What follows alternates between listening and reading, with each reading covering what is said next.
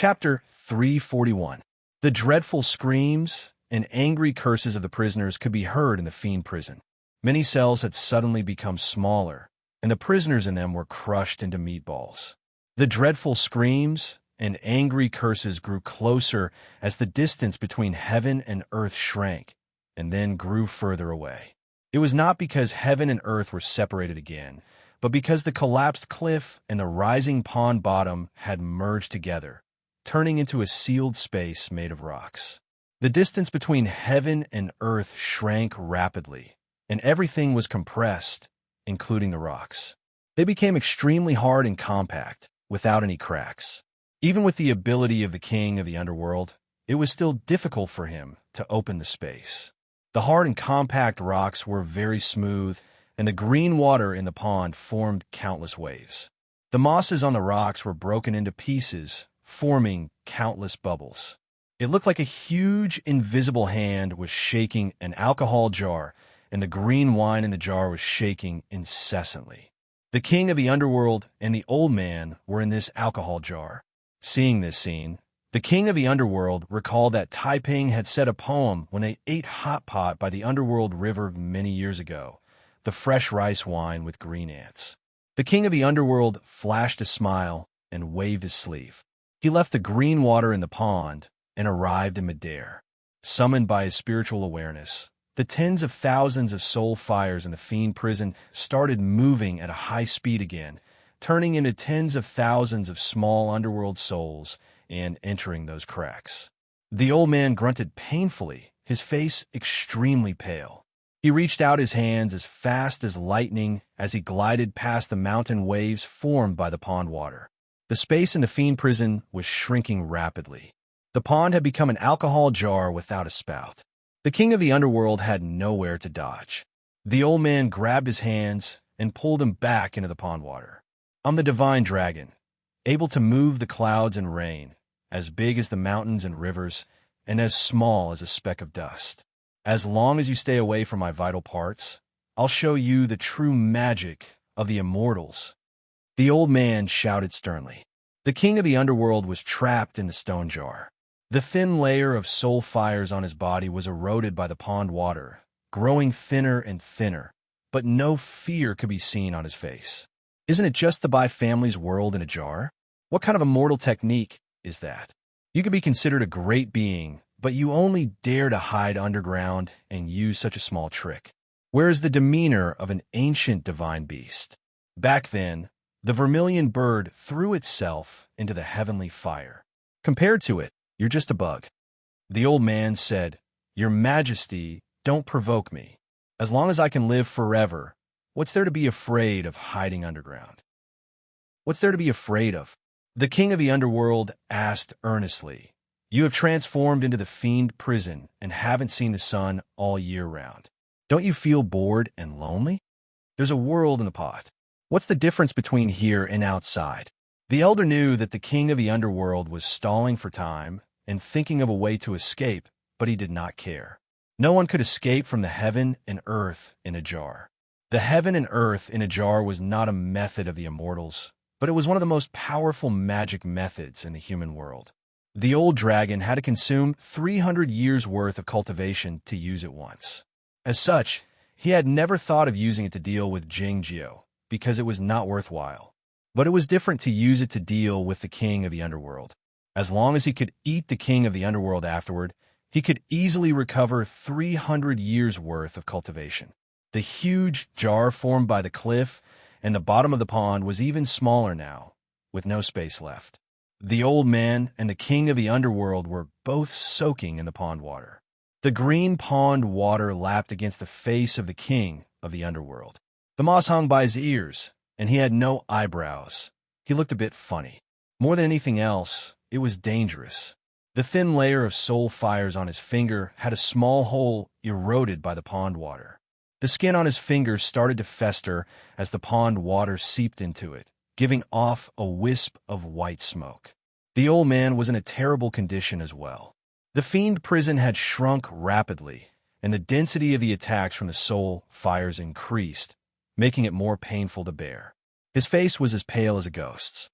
This green pond should be your stomach, and the pond water is your gastric juice, which can corrode everything," said the king of the underworld while looking at him. "Though you are formed by the spiritual soul, you are half a physical body, so you are equally dangerous.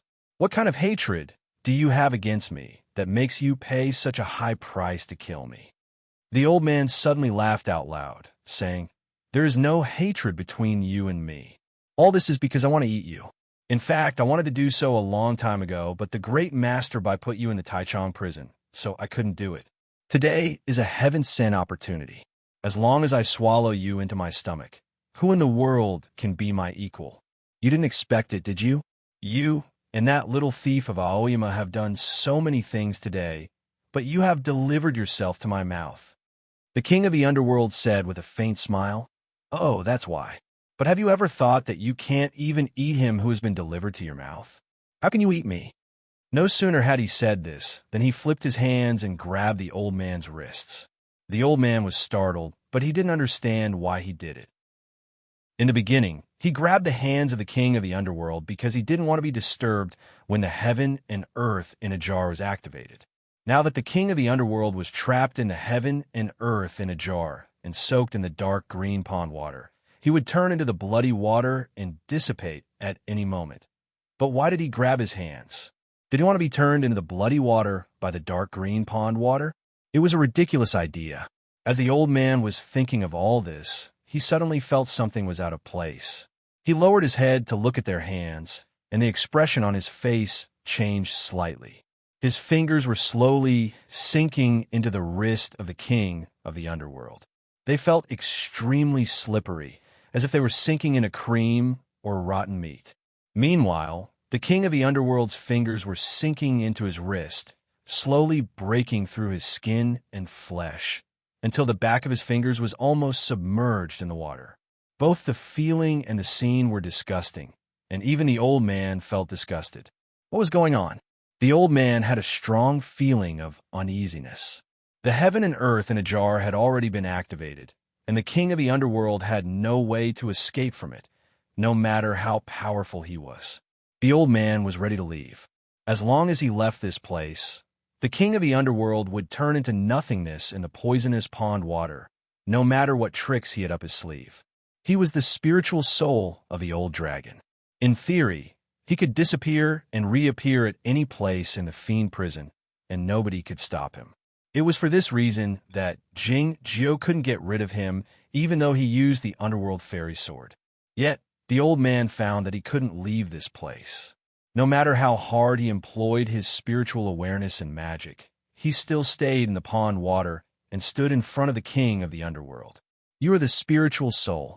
Even though you are the spiritual soul of the old dragon, you are still a spiritual soul.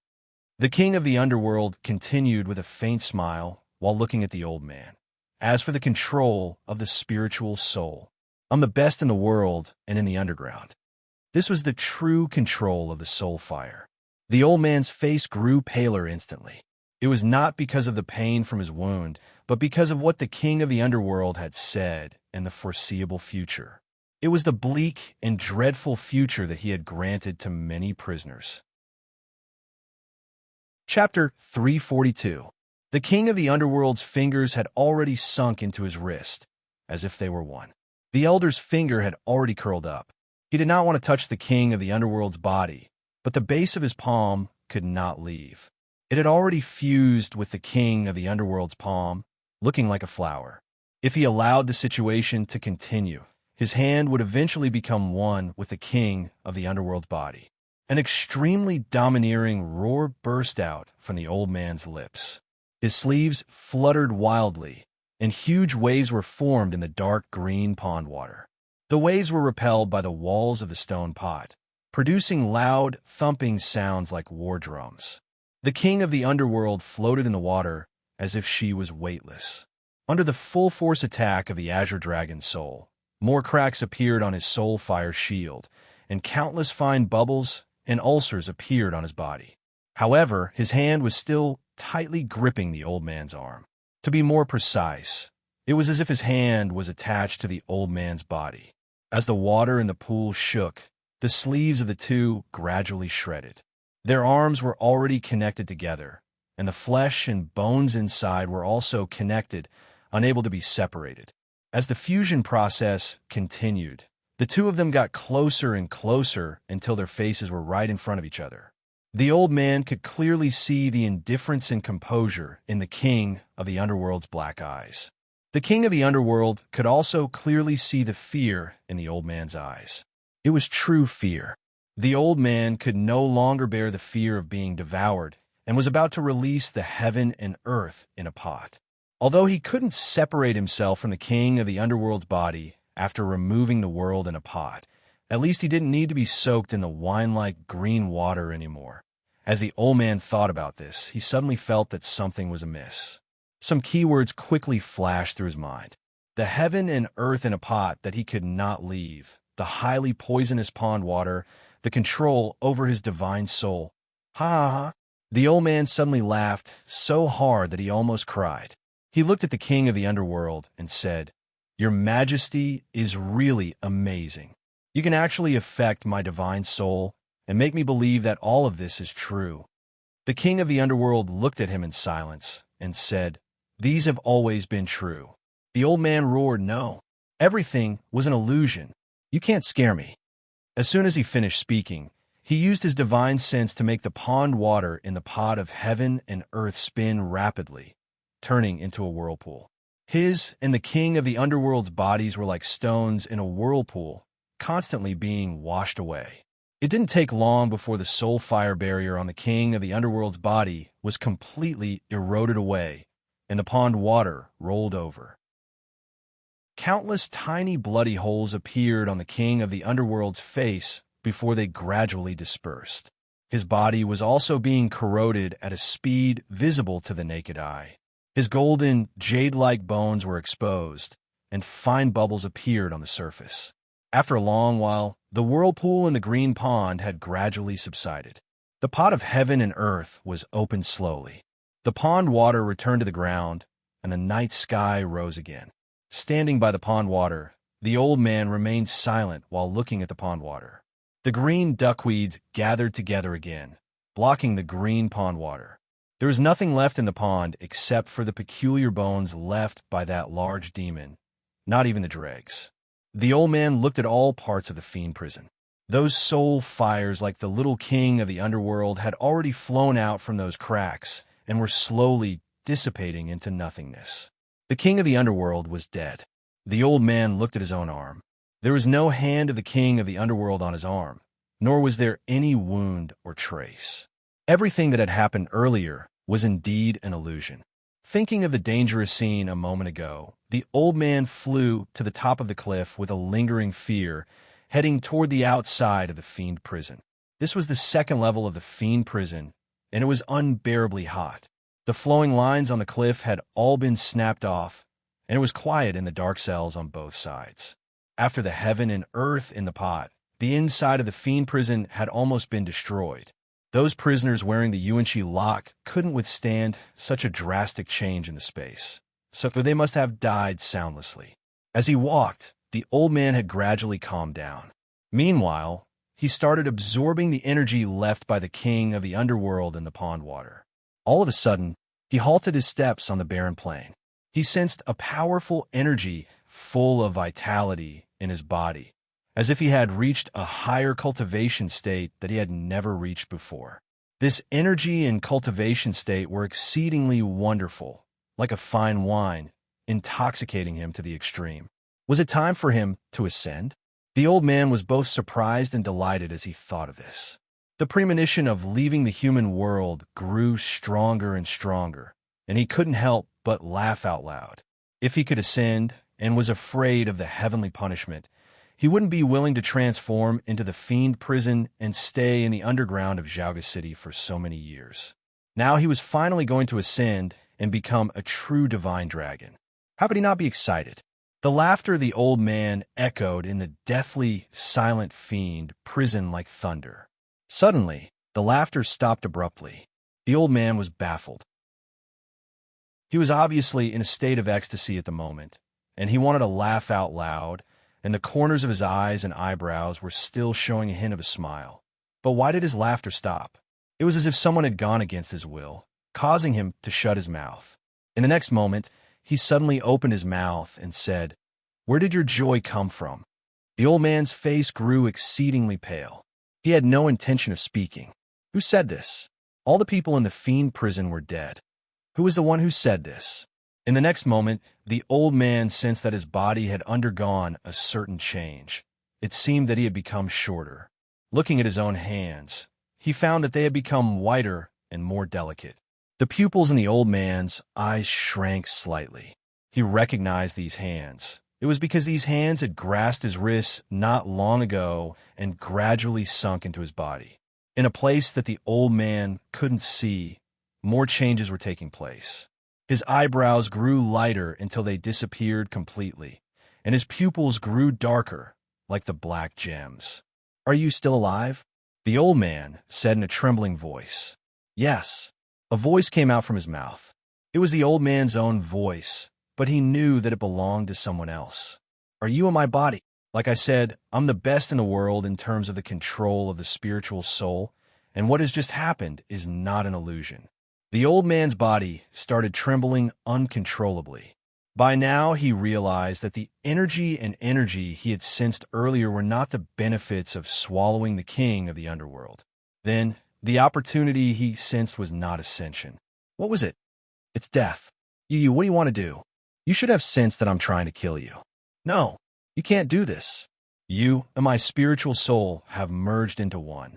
If you kill me, you will die as well. Have you ever wondered why I left the chaotic gate and gave you a chance to eat me? This is the only way you can kill me. But could it be that you didn't want to live from the very beginning? Yes, I want to die a long time ago. It would be wonderful if I could die with you. Chapter 343. The old man was the only one in the dark fiend prison. If someone could see this scene, they would definitely find it very strange. The old man was talking to him, arguing with him. Sometimes he was angry, sometimes he was in despair, sometimes he was afraid, sometimes he was resentful, and sometimes he was so calm that he was almost indifferent. Next, the old man started hurting himself.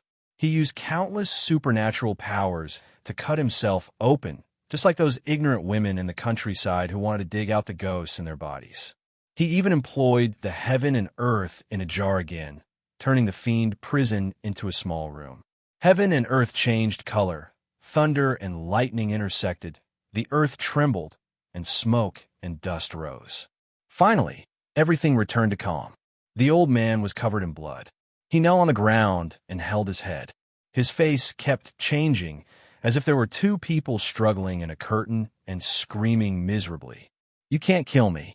Don't kill me. I beg you. I've only lived for several tens of thousands of years. I haven't lived long enough."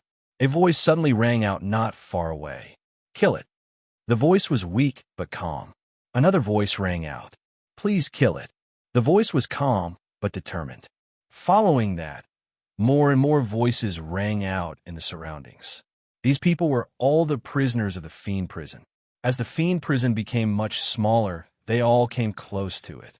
No wonder he was once a demonic master and a terrifying demonic cultivator.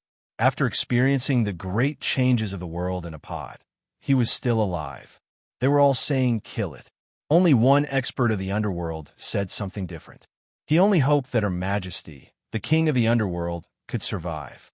Like all the other prisoners in the fiend prison, he was willing to exchange his life for the death of the old dragon. "Kill it." The shouts of the prisoners converged together, forming a rhythmic sound like an angry war song. Another violent earthquake occurred in Xiaoga City. The water level in the cave that was falling suddenly rose, and countless waterfalls shot out from the cracks. Bu Qiuxiao and Yu Qianmen flew to a high place and looked down at the ground with a grave countenance. The others had already retreated to a distant place. The powerful energies in the sky were getting closer to Xiaoga City. Everybody sensed that something shocking was happening. In the ruins of Taichung Temple, Lu Ada was still squatting on the stone slab with his tail straightened, staring at the cave where the fiend prison was located. The dirty water spread out, and the ground was a mess. His eyes were as sharp as swords, staring at an unnoticeable place, his tail swaying slightly, ready to strike at any moment. In a certain corner of the ruins, a very thin black snake was twisting and struggling. Its scales were peeling off, and its body was full of scars. Bu Xiao Xiao, you Qian men, and those figures in the heavenly arrival state in the distance didn't notice this. Lu ate a Claude. He took one step forward soundlessly, attempting to sneak attack. A hand suddenly reached out from the side, grabbed the back of its neck, and lifted it up.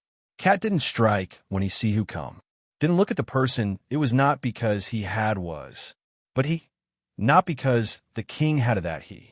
Looking at the approaching person, it did not make a move. Of course, it was not because the face was too beautiful. Lu Ada was shocked and bewildered, wondering why Jing Jiao didn't ask him to cut the stupid dragon into a few pieces and then eat them when the stupid dragon had turned into a small black snake. Why did Jing Jiao stop him?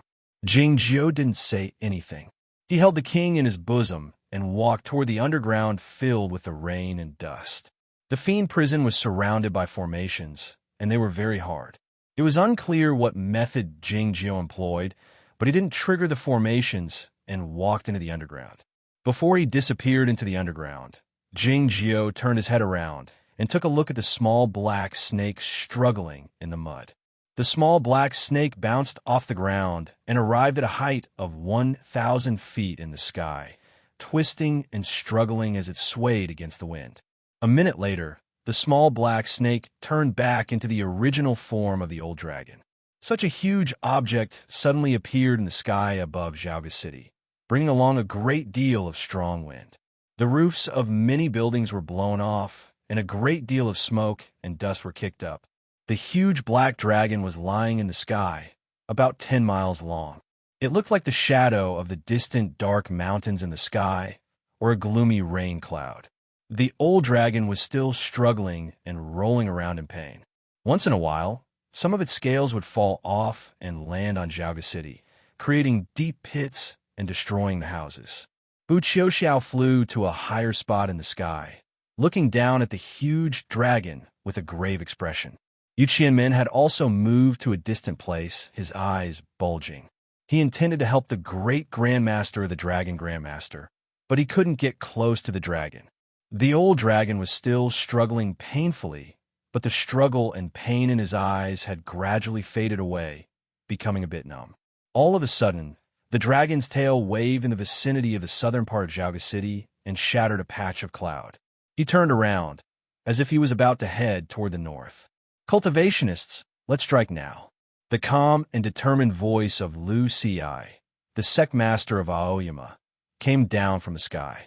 Many important figures, including himself, could tell that the spiritual soul of the old dragon had been controlled by the king of the underworld, losing his sanity. If the old dragon were allowed to leave Zhaoga City, the king of the underworld might have a secret method to escape. This was something the humans in Chaotian couldn't allow. To prevent the king of the underworld from escaping, they had no choice but to kill the old dragon. In the deep end of the lotus cloud, Zen Master uttered the name of Buddha. In the small green curtained sedan, the great grandmaster Shui Yu Nunnery remained silent. Bu Qiuxiao remained silent. The immortal Tan, the sect master of Zhongzhou school, remained silent as well. Silence didn't mean that they had the same opinion. Shui Yu Nunnery's silence indicated his acquiescence. Bu Qiuxiao's silence indicated his reluctance, and the immortal Tan of Zhongzhou school's silence indicated his opposition. The old dragon was the divine guardian animal of Zhongzhou school, and regarded as the great grandmaster by the disciples of Zhongzhou school. There was no way he would allow something to happen to the old dragon in front of him. All of a sudden, a cold and slightly dull voice rang out. Someone escaped from the underground. What happened? Hearing this voice, Lu Xi arched his eyebrows slightly, saying nothing. Zen Master in the lotus cloud fell silent as well. Bu Qiuxiao let out a self-mocking smile, saying nothing. He thought that since Bai Zhenren was here as well, the attitudes of these people were not important anymore. Bai Zhenren's cultivation state and magic prowess were unparalleled in the world, and she was the strongest swordsman in Chaotian, on par with the sect master of Aoyama and the others. She had another identity, the cultivation partner of the sect master of Zhongzhou School. The whole of Zhaoga City fell silent because of the sudden appearance of Bai Junren. It was because of her identity and temperament, and because she said that someone had escaped from the underground. An awe-inspiring voice suddenly burst out from the ground. Does the immortal Tan intend to say that the king of the underworld has escaped from the underground? A flash of golden light rose from the royal palace and reached the sky. The golden light was dazzling, and it contained a hint of benevolent Zen intent. As the light faded, the figure of the emperor was revealed. The sect master of Zhongzhou School and the others greeted him.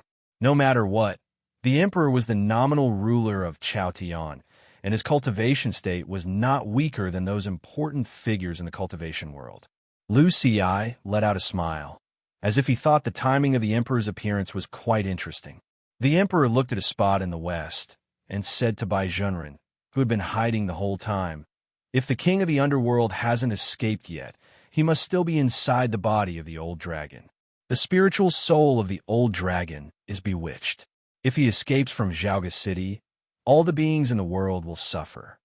Bai Junren didn't show up, nor did he respond to the emperor. It was evident that he was displeased. The old dragon above Zhaoga City had already turned around slowly. Yet, the figures in the sky couldn't come up with an opinion. Chapter 344. An unexpected event had occurred in the sky above Zhaoga City. Looking at the cloud where the center sect master was, Bu Xiaoxiao said calmly, "I'm sorry, immortal." Having said this, an inkstone flew out from his sleeve and enlarged many times as it faced the sunlight, making the fields outside Zhaoga City look much darker. The inkstone was of an ordinary shape, gloomy and gloomy. There were vague dragon shapes on the walls of the inkstone, with a huge dragon tail hanging down from it. It was the dragon tail inkstone, one of the 4 principal treasures of Yamatai. Seeing this, Lu Xi was surprised that Yamatai, who had always been on good terms with the Zhongzhou School, came out first and intended to attack the old dragon. Yet, the emperor thought it was normal. Yamatai had always been concerned about matters rather than people. The scholars of the house would stop anything that threatened the safety of the people in the world. And this was one of the agreements reached at the Plum meeting. The Zhongzhou School provided the fiend prison, and the imperial court was responsible for managing it. Yamatai had the right to deal with it. The dragon tail inkstone was the magic treasure Yamatai used to restrain the old dragon. Otherwise, the imperial court wouldn't have agreed to let the old dragon transform into the fiend prison and hide in the underground of Zhaoga City for so many years. Seeing Bu Xiaoxiao take out the dragon tail inkstone, Bai Junren snorted coldly in the sky, but he didn't do anything else. The dragon tail inkstone shot up into the sky and hit the tail of the old dragon along with a bright glow. The dragon tail inkstone had become very big by now, but it was still very small compared to the huge body of the old dragon. The tail of the old dragon looked like a glowing amulet paper being stuck on it. For some reason, the body of the old dragon froze in midair after being touched by the dragon tail inkstone. The old dragon, who was still in a daze, was awakened. He struggled instinctively, causing a great deal of violent wind and destroying many buildings. But he couldn't move an inch. It was as if a huge, invisible mountain had appeared in Zhaoga City, pressing the tail of the old dragon to the bottom of the mountain. A moment later, the old dragon knew that he couldn't get rid of this magic treasure, so he gave up struggling. Hovering over Zhaoga City, he turned back into the dark cloud that stretched from north to south. Its eyes were filled with pain and confusion, as if it didn't know what was happening. In the end, all its emotions returned to being numb, leaving only a hint of brutality. It panted slightly, and an unpleasant stench was blown out by the wind. The startled birds in the new plum garden fell to the ground one after another. The patch of cloud in the western sky drifted into Zhaoga City. The white glow in the cloud faded slightly, and the immortal sect master of Zhongzhou School walked out from the cloud. The immortal Tan was extremely famous in the cultivation circle, but few people had seen his true appearance. His appearance was ordinary, and the only thing special about him was that his forehead was extremely wide. It naturally gave off a dull feeling, but it also gave off a feeling of the vastness of heaven and earth. Seeing the miserable state of the old dragon, a hint of anger flashed in the immortal Tan's eyes as he yelled, "King of the underworld, come out and die." The old dragon blinked his eyes slowly, and a bloody hole suddenly appeared between his eyes, from which a dark figure drifted out. The newcomer was none other than the king of the underworld, with his hands folded behind his back, his pupils dark and gloomy, his eyebrows absent, a faint smile on his pale and transparent face. "Am I very obedient?" The king of the underworld said to the immortal Tan with a faint smile. "Like back then, you people asked me to come up and talk, so I came up." The moment the king of the underworld left the body of the old dragon, at least 4 powerful energies landed on him, locking him in place. One of the energies belonged to the immortal Tan, and the other 3 energies were no weaker than his. The strongest swordsmen of the human race had gathered in Xiaoga City that day. Compared to that, the destruction of the cloud platform was much smaller. The last time a similar scene occurred was when the immortal Jingyang ascended. 4 powerful energies locked on the king of the underworld at the same time. All it would take was a thunderous strike to kill the king of the underworld. However, neither the center sect master couple, Lu Ci, nor the emperor struck.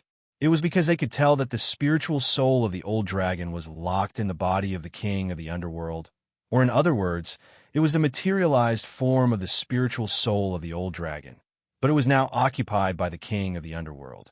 If they struck at the moment, the king of the underworld would die for sure, and the old dragon would have no chance of surviving either. A gust of gentle wind arose in the sky above Xiaoga City, sweeping away the foul energy exuded by the old dragon. Lu Ci came before the old dragon along with an exceedingly pure sword will. He asked softly, "Your Majesty, don't you intend to abide by the agreement?" The Zhongzhou school and the Aoyama sect were undoubtedly the 2 leaders of the cultivation circle. The 2 immortal sect masters were the most formidable figures in Chaotian. Faced with the questioning of these 2 immortal masters, most people couldn't even stand straight and speak properly. Yet, the king of the underworld didn't show any fear on her face. "This greedy dragon wants to eat me. Should I just let him eat me?" she said nonchalantly. The meaning of this statement was clear. If the agreement was breached, it was the old dragon who had breached it first. Excellent. Excellent. A Buddhist chant rang out in the sky. Zen Master arrived in the sky. His white bare feet were conspicuous in the sky, looking like 2 lotus flowers growing out of thin air. "If so, Your Majesty, please let the spiritual soul of the old dragon go first. Your Majesty is so powerful that I'm afraid the spiritual soul of the old dragon won't be able to survive if you let him go a bit later." The king of the underworld exclaimed in surprise. "The person in charge of the Guoqing temple is a little child, and he speaks so innocently and adorably." Zen Master smiled embarrassedly, saying, "Rest assured, Your Majesty. The Guoqing temple will investigate this matter in person and give us an explanation. There's no need for us to perish together." The king of the underworld laughed out loud. "What else can we give them? To express our apologies and then lock me up in the fiend prison for 600 years? Zen Master said earnestly, "If the old dragon is in the wrong, the Guoqing temple is willing to invite Your Majesty to cultivate in the pagoda forest. I can assure you that nobody will dare disturb you there." After a moment of silence, the king of the underworld said, "The Guoqing temple is very quiet, and I like it very much. I told him back then that I would read the Buddhist scripts there if it would be peaceful in the future." Hearing this, the forehead of the immortal Tan became a bit brighter. Lucy's eyes brightened slightly, feeling a bit moved. Bu Xiao thought it was a good idea. They all believed what the king of the underworld said. The king of the underworld was sealed in the Taichung prison by the great Grandmaster Bai, and there was no way for him to get out. His silence for 600 years was the proof. If someone could enter the fiend prison to find the king of the underworld and set him free, it could only be the old dragon, because the old dragon was the fiend prison, and he had the desire to eat the king of the underworld. Bai Jinren's sneer burst out in the sky again. She didn't believe what the king of the underworld said, nor did she agree with Zen Master's suggestion. However, she didn't want to cause any more trouble under the current circumstances. There was only one person who knew that the king of the underworld wouldn't agree to Zen Master's suggestion, and that person was the emperor. It was because the emperor was not a cultivation practitioner. As expected, the problem is, what is the difference between being locked up in the pagoda forest of the Guocheng Temple and being locked up in the fiend prison? Is it the real scenery? If you look at the same scenery for too long, it won't matter if it's real or not. And I'm still the iron chain in your hands to lock up the inhabitants of the underworld. Chapter 345. Zen Master showed a sympathetic expression on his face, saying, I didn't experience what had happened back then. Now that I think about it, what you did was indeed inappropriate, but the voice of Bai Jinren suddenly burst out in the sky. What's inappropriate? Zen Master, please be careful with your words. Her voice sounded a bit dull, but it was very tough, making it look even colder. The snow suddenly fell down from the sky above Zhaoga City. A voice that was even colder than that of Bai Jinren broke out. There are many things that are inappropriate. First of all, did the Center Sect think about how they would treat our Green Mountain when they attacked back then? The 3-foot chili sword arrived after breaking through the wind and snow. The solemn-looking old man standing on the sword was none other than the Sword Justice of Aoyama, Yuan Qijing. Yuan Qijing glanced at a spot in the sky expressionlessly, and then looked at the king of the underworld, saying nothing. The king of the underworld said to him with a faint smile, You should have heard me say that it's better to die than to live like this. After a moment of silence, Yuan Qijing said, But you have lived for 600 years. The king of the underworld said, It's different to die quietly. Today, Zhaoga City was shaken, and all the swordsmen of the human race came, but they couldn't stop him from dying together with the great grandmaster of Zhongzhou School. This way of dying was meaningful and meaningful. Bai Jinren couldn't stand it any longer. His voice boomed like thunder in the sky above Zhaoga City. Do you think you can solve all your problems by dying? If the divine dragon of our sect is injured, I will go to the underworld and kill 10,000 of your people to bury with him. The human race is really complicated. Some people are interesting, and some are boring. Some are trustworthy, and some are untrustworthy. The king of the underworld continued in a mocking tone while looking at the sky. Your family name is Bai, so you must be the daughter of that person.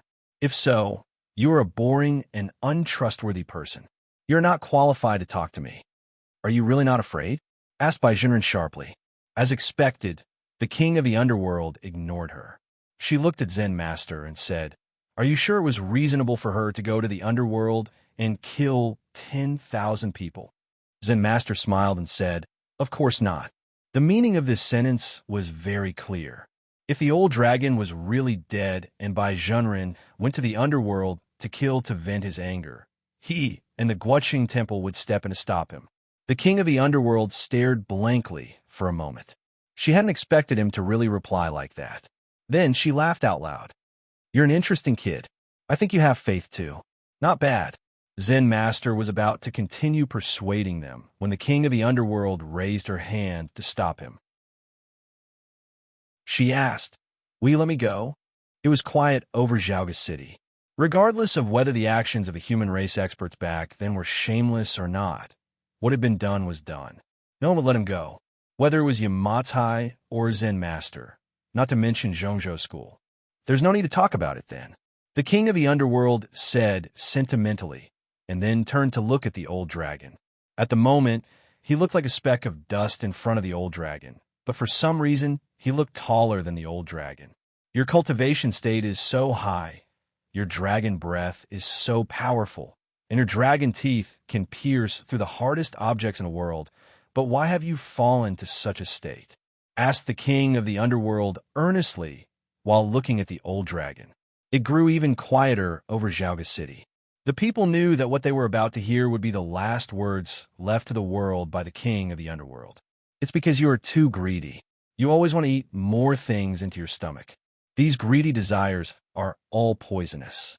Whatever you eat into your stomach will eventually become a burden to you. The king of the underworld continued with his hands clasped behind his back. It's true that the world in the jar is as wide as the heaven and earth. Staying in the jar is indeed a carefree life, but sitting in the jar and looking at the sky all the time will narrow your vision. In the end, you won't have the courage and desire to leave the jar anymore. All you want to do is to live like this. If you let your greed overcome your desire to explore heaven and earth, what's the difference between living like this and dying? That's why you will die today. Having said that, he turned around and glanced at Lu Xi, the emperor, the immortal Tan, and Zen master one by one, and then at Yuan Shijing. Then he lifted his head and looked at a spot in the sky, whereby Zhenren should be. You humans are as greedy as this dragon. Will you all die because of this in the future? That was all. A jade-like bone flew out slowly from the mouth of the old dragon and landed in the hands of the king of the underworld. It was the remains of a large demon that had been in the green pond for many years. The king of the underworld raised the jade-like bone to his lips and played a piece of music. The music didn't have any ups and downs, but it was leisurely and elegant, neither sad nor joyful, devoid of emotion. The sound of his flute was like a gust of gentle wind, devoid of any meaning. The ripples on the surface of the lake were caused by the water. The waves formed by the pine trees were caused by the trees. The melodious sound of the flute echoed in the sky above Zhaoga City, as if it could soothe people's hearts and the waves in the river. What music is this? Bu Qiuxiao asked softly, feeling something in his heart. The underworld lullaby. Zen Master said, after the inhabitants of the underworld died and were buried in the underworld river, their relatives and friends would play this music by the river, praying for the waves to be peaceful so that the deceased wouldn't be disturbed in their sleep. The music was over. The spiritual soul of the king of the underworld drifted in the wind. The old dragon had no more energy, falling slowly to the ground. Soon after, the rain fell down. An angry and painful roar broke out on the distant Cloud Dream Mountain. It was the roar of the unicorn. 10 days after the spring rain, Zhaoga City had gradually returned to normal. The Hanshi Valley of the Zhongzhou School and the Shuriwe Peak of the Aoyama sect took the lead, and the cultivation practitioners of various major sects worked together. It didn't take long for the damaged streets and buildings to be repaired. The populace was finally allowed to return to the city. Seeing the new houses, many populace were shocked speechless. The imperial court would compensate for the damage to the houses. As for what kind of shock the populace would have that day, the imperial court didn't take it into consideration. In the evening, an important meeting was held at the newly repaired Taichung Temple.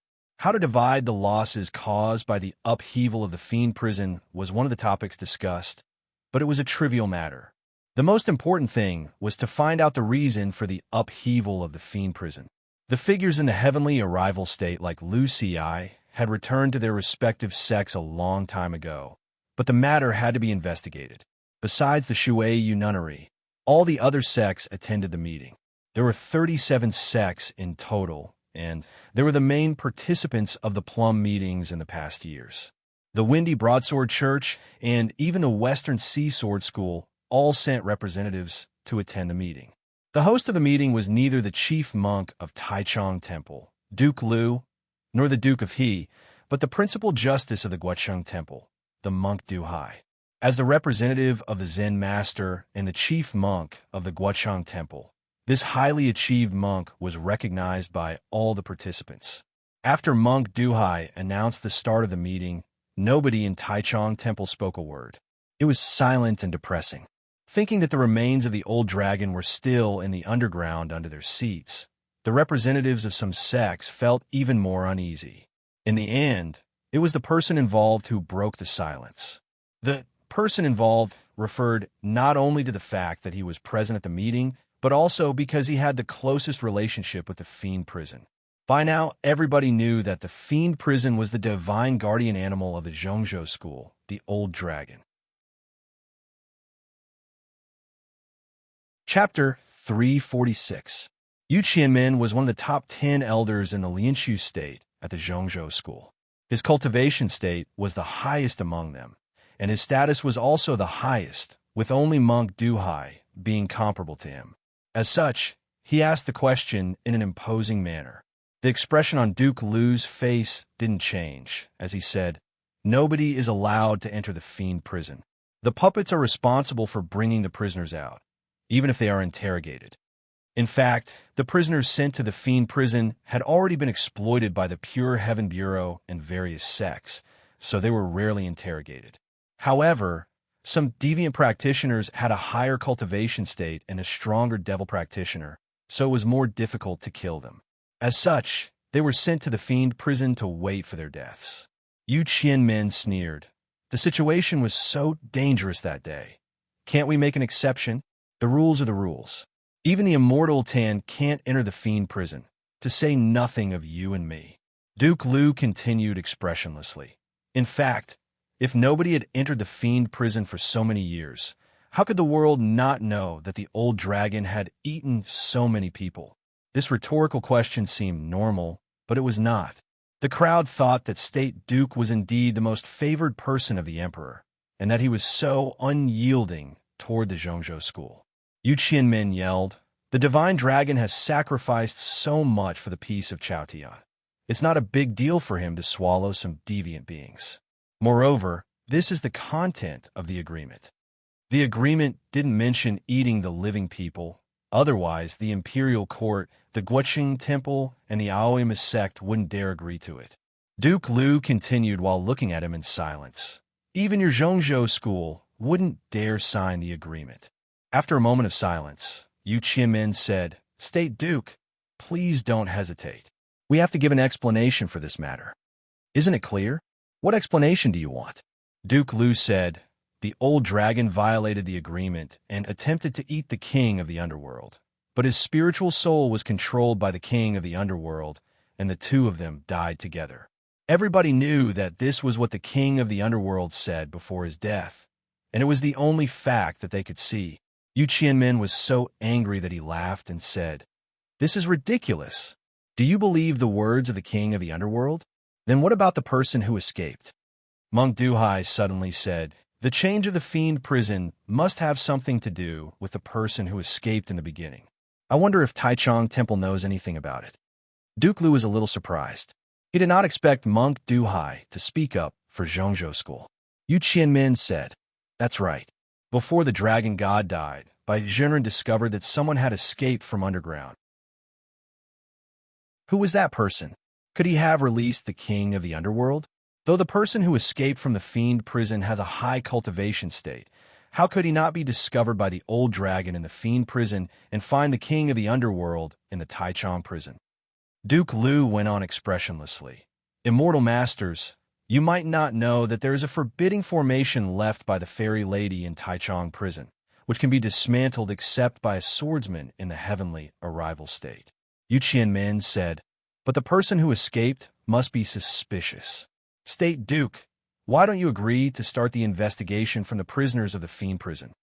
Duke Lu said, "Over the years, the imperial court and various cultivation sects have sent a great many prisoners to the fiend prison. Do you want to investigate all of them?" Yu Qianmin sneered. "Why can't we investigate? We should investigate from the last few days to the hundreds of years ago. We can't let go of any suspect."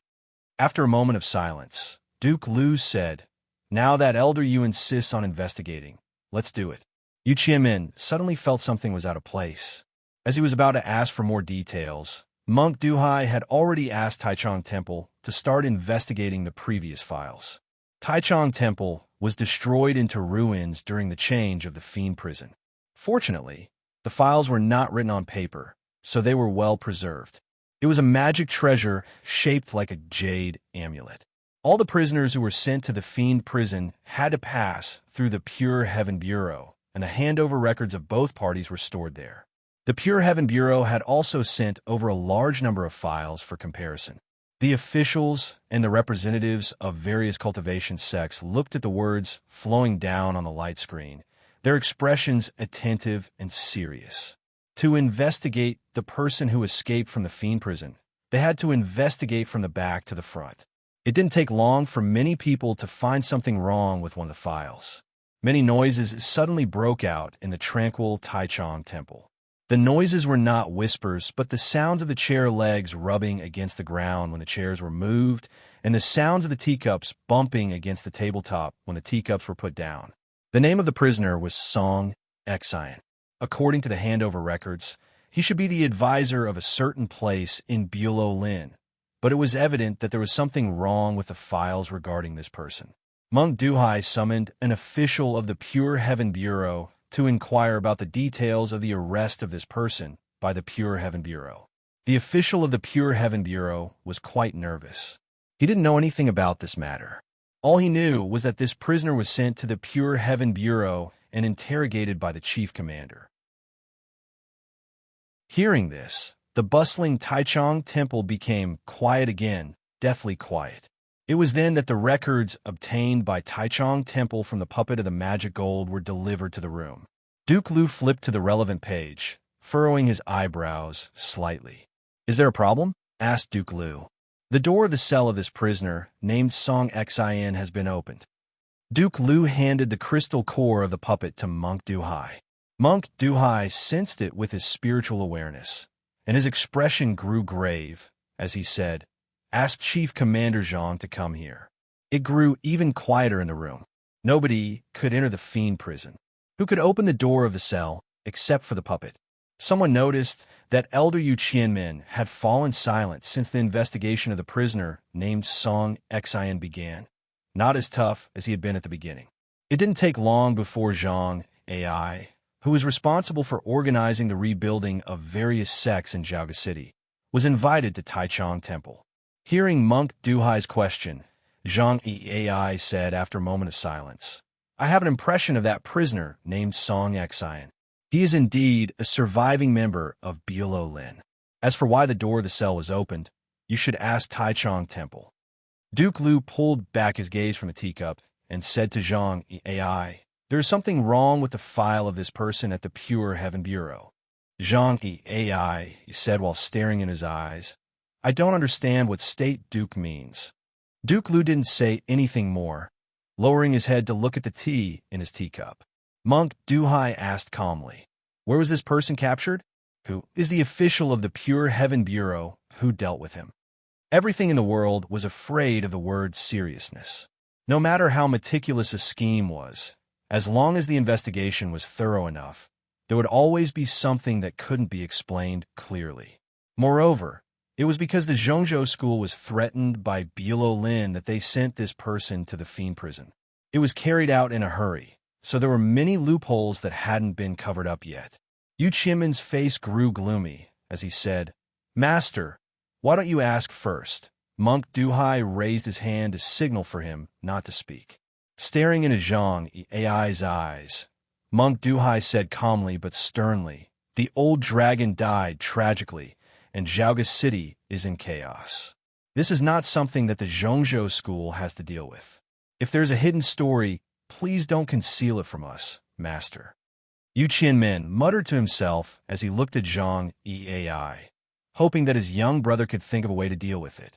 Zhang AI lowered his head slightly and looked at the green bricks under his feet, reflecting on something. "Duke of," he said in a mocking tone, "the name of that prisoner is Song Xian. It's an interesting name. Did someone send him to the fiend prison to deliver a letter?" Seeing the scene, the officials of Taichung Temple and the Pure Heaven Bureau and the representatives of various sects all felt nervous. The chief commander of the Pure Heaven Bureau, Zhang AI, was an important figure in the imperial court, but he had nothing to say at the moment. Zhang AI, he suddenly lifted his head and said, "That prisoner was sent here by the royal teacher Liang. I don't know anything else." Having said that, a hint of relief showed in his eyes. Yu Qianmin stared at Zhang AI's back, his eyes cold. It was deathly quiet in Taichung Temple, devoid of any sound. The birds flying back to the new plum garden from the outskirts of Xiaoga City passed by in the sky, chirping loudly. Did the mishap of the fiend prison have something to do with the palace of Prince Jing, Xin? After a moment of silence, Monk Duhai said, Master Zhang, please stay at Taichung Temple for a while. Then, he turned to Duke Lu and asked, Shall we stop here today? Duke Lu nodded and got up to greet the crowd in the hall, heading toward the outside of Taichung Temple. Chapter 347. Duke Lu left because he was in a hurry to report the newly discovered clue to the emperor. Monk Duhai stopped the trial for the same reason. Since the case was related to the Zhongzhou school and Prince Jing Xin, it was no longer up to these people to decide how to proceed with the trial. The officials of Taichung Temple and the Pure Heaven Bureau and the representatives of various sects left Taichung Temple in tandem. Ozawa and other sects were gloating over their misfortune, and Kunlun and other sects were worried. Most of the smaller sects wished they hadn't shown up that day. Zhang Ai couldn't leave, so he was brought to a wing room of Taichung Temple. Monk Duhai sat on a futon outside the door, meaning that he was guarding the room personally. Seeing the sunlight coming in through the window, Zhang Ai thought of many things. He had left Cloud Dream Mountain many years ago, and the sceneries and people on the mountain had become unfamiliar to him. In comparison, he was more familiar with the people and events in Xiaoga City, and he was more familiar with his identity as the chief commander of the Pure Heaven Bureau than anything else. He was also familiar with the smell of the wet tongue paint on the windows of the wing room. All the buildings of Taichung Temple were rebuilt on the ruins, supervised by him personally. It only took him 7 days to finish the work. The door of the wing room was pushed open, and Yu Qianmin walked in. Zhang Ai felt surprised. It was reasonable for Yu Qianmin to come to see him, but why didn't Monk Duhai stop him? The master is willing to respect the reputation of the Zhongzhou school and agree to let me persuade you to tell the truth. Yu Qianmin said this while looking at Zhang Yi, the expression in his eyes extremely cold. What he intended to express was completely different from what he had said. Zhang Ai asked expressionlessly, Big brother, what do you want to say? Yu Qianmin's eyes grew even colder as he retorted soundlessly, Are you crazy? How could you get the palace of the prince involved? I'm doing my job as an official in Xiaoga City, but you people ask me to work for you all the time. Zhang Ai continued while staring into his eyes. Later, you asked me to help you send people to the fiend prison. Have you ever considered my situation? As soon as he opened his mouth, Yu Qianmin's face turned terrible, his eyes turning cold as he motioned for Zhang Yi to shut up.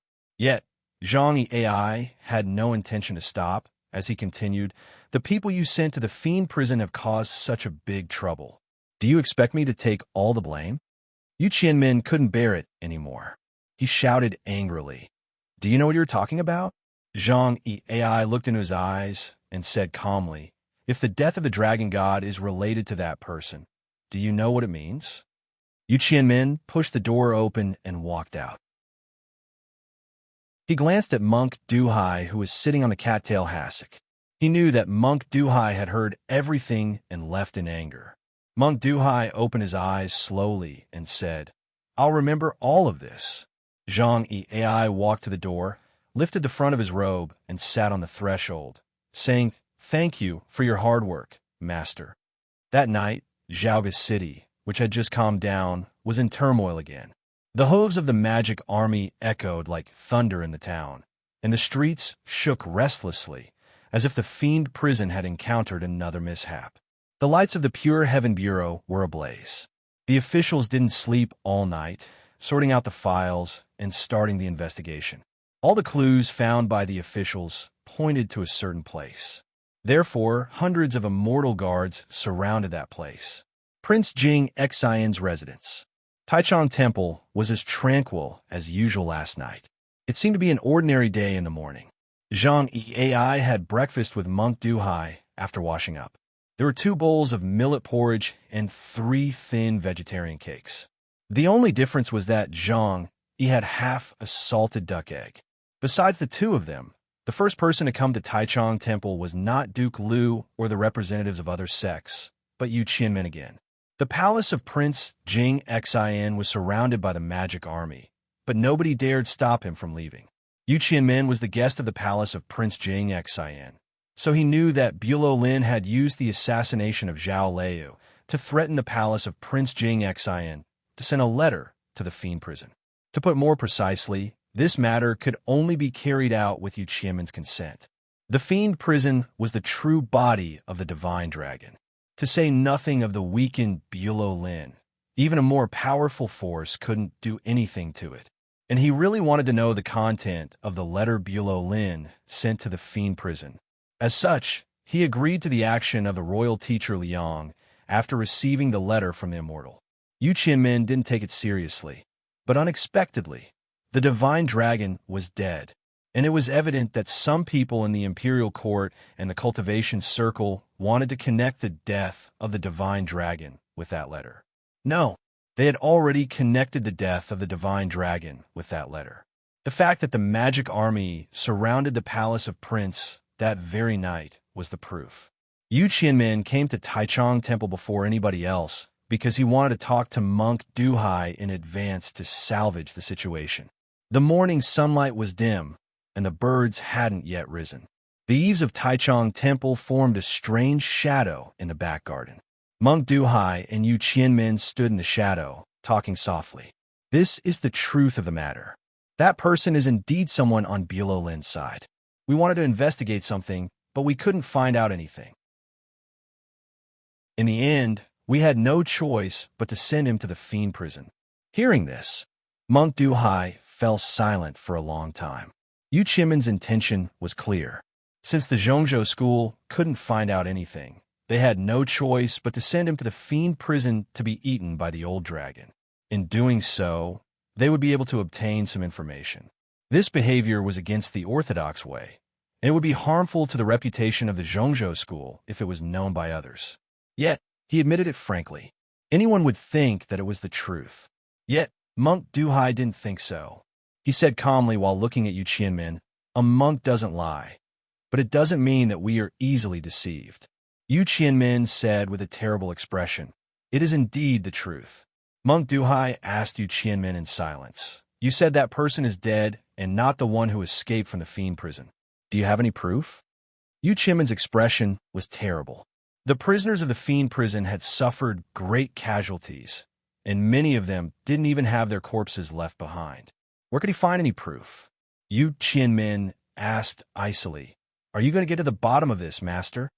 Though the Guocheng Temple had a long history and profound resources, the Zhongzhou school had a higher status in the cultivation circle and in Chaotian, and the relationship between the two schools had always been good. The Zhongzhou school didn't hesitate to expose their own dirty linen and gave a perfect answer, but Monk Duhai didn't accept it. What was going on? Monk Duhai said calmly, "The matter isn't clear yet, so we have to keep investigating."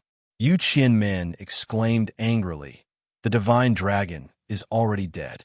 We don't even want to get to the bottom of it. Why do we still have to investigate? I told Chief Commander Zhang yesterday that the old dragon turned into the fiend prison and died in the earthquake. This is no longer the affair of the Zhongzhou school. Though you people don't want to get to the bottom of it, it doesn't mean that the matter is over. Elder, you shouldn't have forgotten that Zen Master had promised the king of the underworld that he would get to the bottom of this matter." Monk Duhai said while looking at him in silence, "A monk doesn't lie." Yu Qianmen stared at him intently and turned to leave without saying anything more. The morning sunlight grew brighter, and the fog in the forest dispersed. The representatives of various sects and the officials came to Taichung Temple again. Without any pleasantries, Duke Liu told them the news that they wanted to know the most. The emperor is furious and demands that the truth of this case must be found out. Chapter 348. Everyone understood where His Majesty the Divine Emperor's anger came from. If the mishap of the old dragon had something to do with the person sent to the fiend prison by the royal teacher Liang, was it caused by the remnants of Bulo Lin, or was it something the palace of the prince intended to do? The palace of the prince had actually meddled in the fiend prison. How could the emperor not be angry? There was another conjecture, which seemed to be the most realistic and dreadful one, and it would make the emperor angry. This was a scheme of the Zhongzhou school. They sent a key figure to the fiend prison in an attempt to feed the old dragon, the king of the underworld, to the old dragon in order to help the old dragon ascend. Sensing dozens of gazes on him, Yu Qianmen's face grew gloomier. If he could, he wished he could strike and kill all the people present, because he didn't want to endure such gazes. The messenger of Bulo Lin sent to the fiend prison by the palace of the prince was already dead, and he was definitely not the one who had escaped from the fiend prison. Yu Qianmen believed this, but he couldn't explain it. Most importantly, why did the Zhongzhou school send a person of Bulo Lin to the fiend prison? Yu Qianmen had given Monk Hai an answer, but Monk Hai didn't accept it. The Zhongzhou school couldn't tell him the truth. Prince Jing Xian had bribed Bulo Lin to assassinate Zhao Liu, and was later threatened by Zhao Liu. If the answer was made public, Prince Jing Xian would be crippled. Even if the Zhongzhou school tried their best to save his life, how could he become the next emperor? Because of the silence and uncooperation of the Zhongzhou school, the investigation of the incident in the fiend prison couldn't be carried out further. To prevent the situation from becoming more complicated, the result of the incident was delivered to Taichung Temple a few days later. Prince Jing Xian was not allowed to leave the palace of the prince for 3 years. The remains of the old dragon were left under Taichung Temple. Perhaps because of the tragic death of the old dragon and the suggestion of the Zhongzhou school, the emperor didn't investigate the matter of them, sending the person to the fiend prison. Unexpectedly, Zhang Ai didn't receive any punishment, not even a word of reprimand. He was still the commander of the Pure Heaven Bureau. Compared to the fury that the divine emperor had once shown, these punishments were not even worth mentioning. It was all bark and no bite. Zhongzhou school seemed to have suffered no losses, but those who were observant naturally knew that this was not the case. The great grandmaster of Zhongzhou school died tragically, but he couldn't do anything about it, and he had to leave the remains of the old dragon in Zhaoga City. It was an extremely embarrassing situation. It was impossible to track down the real murderer or to take advantage of the fact that the Azure Dragon had died in the hands of the king of the underworld. But who had released the king of the underworld? Zhang Ai did not receive any punishment, and the reason was even clearer. It was because the divine emperor liked his attitude in this matter. Yu Qianmen even suspected that he had mentioned royal tutor Liang's name on purpose that day in order to put the blame on Zhongzhou school. Looking at Zhang Ai not far away, the expression on Yu Qianmen's face grew cold, as he thought that even if Zhang Yi became the dog of the divine emperor in Zhaoga City, would Bai Zhenren let him go? This matter is over. Don't mention it again, Monk Duhai said to the representatives of various sects and the officials. It wasn't until this moment that the representatives of many sects learned that the king of the underworld had been locked up in the fiend prison, and the fiend prison was the old dragon. After the initial shock, they understood the gravity of the matter and agreed to the order. If the world knew the secret and the old dragon ate humans, it would be a disaster. The cultivation circle was good at concealing these matters. It would be forgotten after a long time, like what had happened to the Aoyama sect. Thinking of the past events, Yu Qianmen looked at Qi Yin in the corner. This elder of the Shangda Peak of the Aoyama sect hadn't said a word during the meeting, which made Yu Qianmen feel a bit odd, and he grew wary. The person who escaped from the fiend prison must be found out. Yu Qianmen pulled back his gaze and said to Monk Duhai and Duke Liu. The matter was not to be mentioned again, but it didn't mean it was over. If the Zhongzhou school wanted to regain its reputation and regain the initiative, it had to find out the truth. Duke Liu asked, when that person escaped from the fiend prison, Elder Yu was the closest to him. What do you think? As I said, that person was at least in the Washan state. Thinking of the unimaginable speed and movement of that dark figure, Yu Qianmen furrowed his eyebrows slightly. An elder of the Kunlun sect said sharply, there are not many highly achieved swordsmen of this state in various sections. It's not difficult to investigate them one by one. I've already investigated them. Duke of Yi walked in from the outside. Monk Duhai shot him a glance. Duke of Yi shook his head. Seeing this, Yu Qianmen felt uneasy again. The elders of various sects above the Huashan state were either cultivating in their respective manor caves or doing something else at the time. They all have sufficient alibis. Duke of He handed a jade pendant to monk Duhai and said to Yu Qianmin, "It's not the result of the investigation by the imperial court. It's the conclusion of the curtain rollers." It was evident that he knew that the Zhongzhou school wouldn't believe the result of the investigation by the imperial court and various sections. The curtain rollers were the only people in Chaotian who could find out the locations and movements of so many highly achieved swordsmen in such a short time. However, the curtain rollers must have paid a great price to achieve this. Since the person who escaped from the fiend prison was not an elder of the orthodox sects, he could only be a free-traveling practitioner or a highly achieved swordsman of the deviant sections. How should they investigate this? Yu Qianmin looked terrible, but he didn't say anything more. The representatives of various sects had left Zhaoga City. Taichung Temple had recovered its quietness. Duke of Lu held the teacup in his hand and looked at the amber tea in the bowl, pondering something silently. This matter was proceeding too smoothly. The smoothness of the matter made him feel a bit odd. The first thing he found suspicious was Monk Duhai. This swordsman of the Guoqing Temple had led the investigation to the inside of the fiend prison intentionally or unintentionally, which led the Zhongzhou school to investigate Jingjiu. Then it was the investigation of the curtain rollers. If the emperor intended to take the opportunity to strike at the Zhongzhou school and depose Prince Jing Xian, it was understandable that Zhang Yi Ai betrayed the emperor. But why did the curtain rollers and the Guoqing Temple cooperate? Though the Guoqing Temple had a close relationship with the royal family, they would never do such a thing. More importantly, all these investigations had covered up the true figure perfectly. Duke of Lu knew that the person who escaped from the fiend prison was not a surviving member of Bulo Lin, but Jingjiu. After the investigation was over, nobody could think of such a possibility. What was the content of the letter Bulo Lin sent to the fiend prison? Was it related to Jingjiu? Duke of Lu forgot to drink the tea as he was thinking of all this.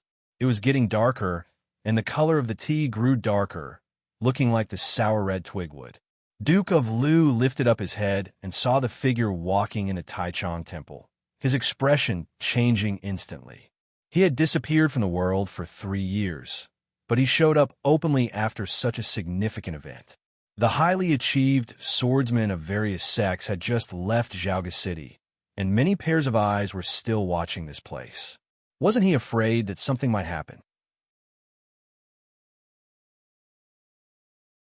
Chapter 349. Jingjiu didn't wear the white cloth, but an ordinary cotton shirt and a conical hat, as usual. The wide conical hat covered his face completely, and it was isolated by the sword force.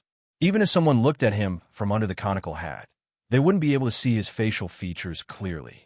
The reason Duke Lu could recognize him at first glance was because he had been thinking about him day and night, and also because Jingjiu had an outstanding demeanor.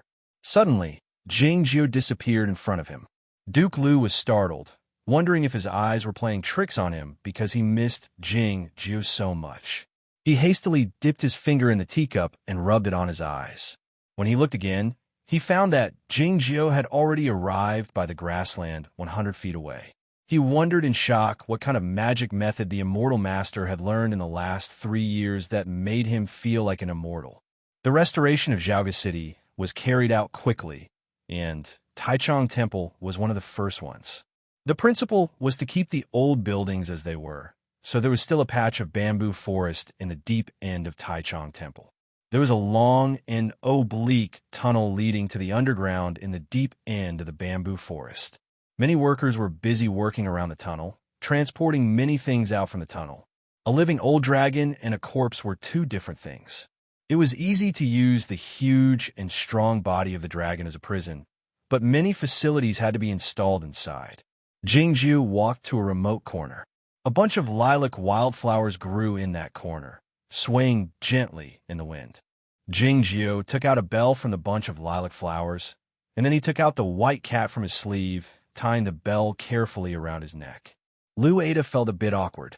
He turned his neck, and the bell made a crisp, ringing sound, attracting a few butterflies. The cat raised his paw to drive the butterflies away, his face full of displeasure and unwillingness. He didn't dislike the bell, but disliked what Jingjio had done.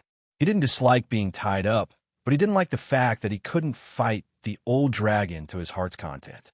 Jingjio said he was already disabled at the time. Even if you bit him into pieces, it would be an unfair victory.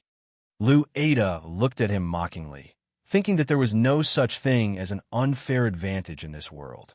Jingjio said, "You've been fighting for thousands of years. In the end, it died, and you're still alive. That means you've won this battle between dragons and tigers." Lu Ada thought about it and found that it made sense. It looked into the ground, and its eyes were filled with nostalgia and hatred. Nostalgia is not missing. There was no affection between it and the song dragon, not even the affection that was born from fighting. What it missed was the days when it used to walk on clouds when it was young. However, the disgust was real. The guardians of Aoyama disliked the two pretentious fellows from the Cloudy Dream Mountain the most, especially the song dragon. He was a glutton and an idiot. Most importantly, his table manners were extremely ugly. Jingjio looked at the bouquet of lilac flowers with a hint of nostalgia. He had very few friends, but the king of the underworld was one of them. During the 3 years in the fiend prison, Jingjio spent most of his time in the trance. He had only talked with the king of the underworld for a few dozen days, but it was enough. My friend has an innocent and pure heart, calm and amiable, like the underworld river. Thinking of what his big brother had left in the notebook, Jingjio fell silent for a long time. His big brother had very few friends, but the king of the underworld was definitely one of them. Otherwise, his big brother wouldn't have made so many preparations back then. In fact, both his big brother and Jingjio were fully aware that the king of the underworld would have a hard time leaving the fiend prison alive after being struck by the fairy book. It was already the best outcome because the fairy book had finally come out. In the Guocheng temple, the setting sun shone in the distance. Insan sat on the stone steps in front of the White Mountain meditation room, reading a Buddhist script in his hand. The twilight shone on him, and he was also in the twilight. It was a beautiful scene, but a bit desolate. Looking at his back, the great grandmaster of the mysterious dark sect showed an admiring expression. The significant event in the fiend prison in Jiaoga City must have been arranged by the immortal. All he did was send a letter to the fiend prison. How come so many things had happened? The immortal is truly a godly person. The great grandmaster of the mysterious dark sect walked to the back of Insan and said this sincerely. Insan stood up and looked at the pagoda forest under the setting sun, asking, "Do you know why I'm so happy?" The great grandmaster of the mysterious dark sect said, "It's because the immortal has finally vented his anger."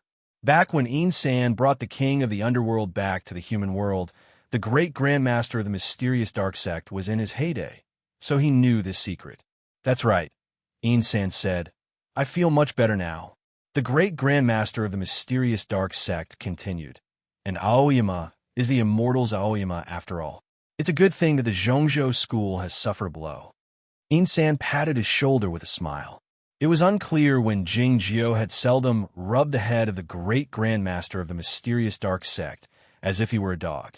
Insan, of course, didn't want Jing Xin to be the emperor because it was the choice of the Zhongzhou school. More importantly, that prince was the heir of the Bai family, which made him feel uneasy. That was why he used the incident of Bulo Lin to drag Jing Xin into the affair of the fiend prison. The news of what had happened in Jiaoga City had been sent back to the Guocheng temple. Most of the news was as he had expected. He was fully aware of the greed of the old dragon and the methods of Jingjio, but he couldn't figure out how the king of the underworld came out from the Taichung prison. Now that he thought about it, it should have something to do with Jingjio. The ending was a happy one.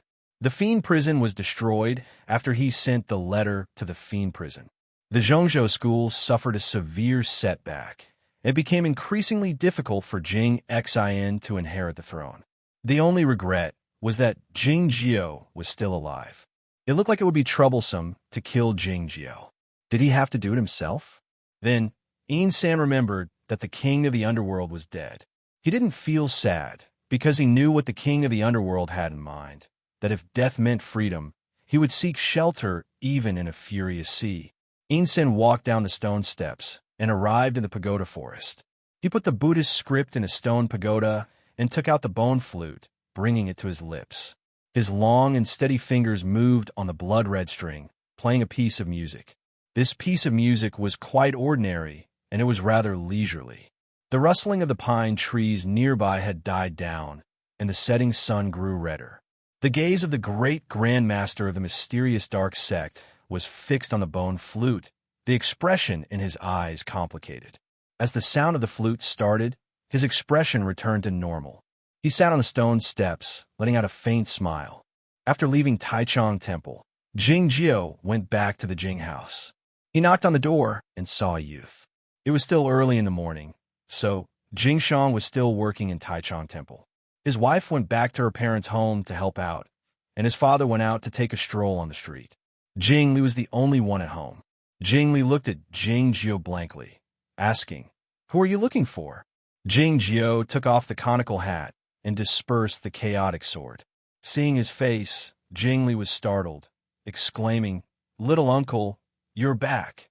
Your name is—" "Jing Li," said Jing Jiao after some thought.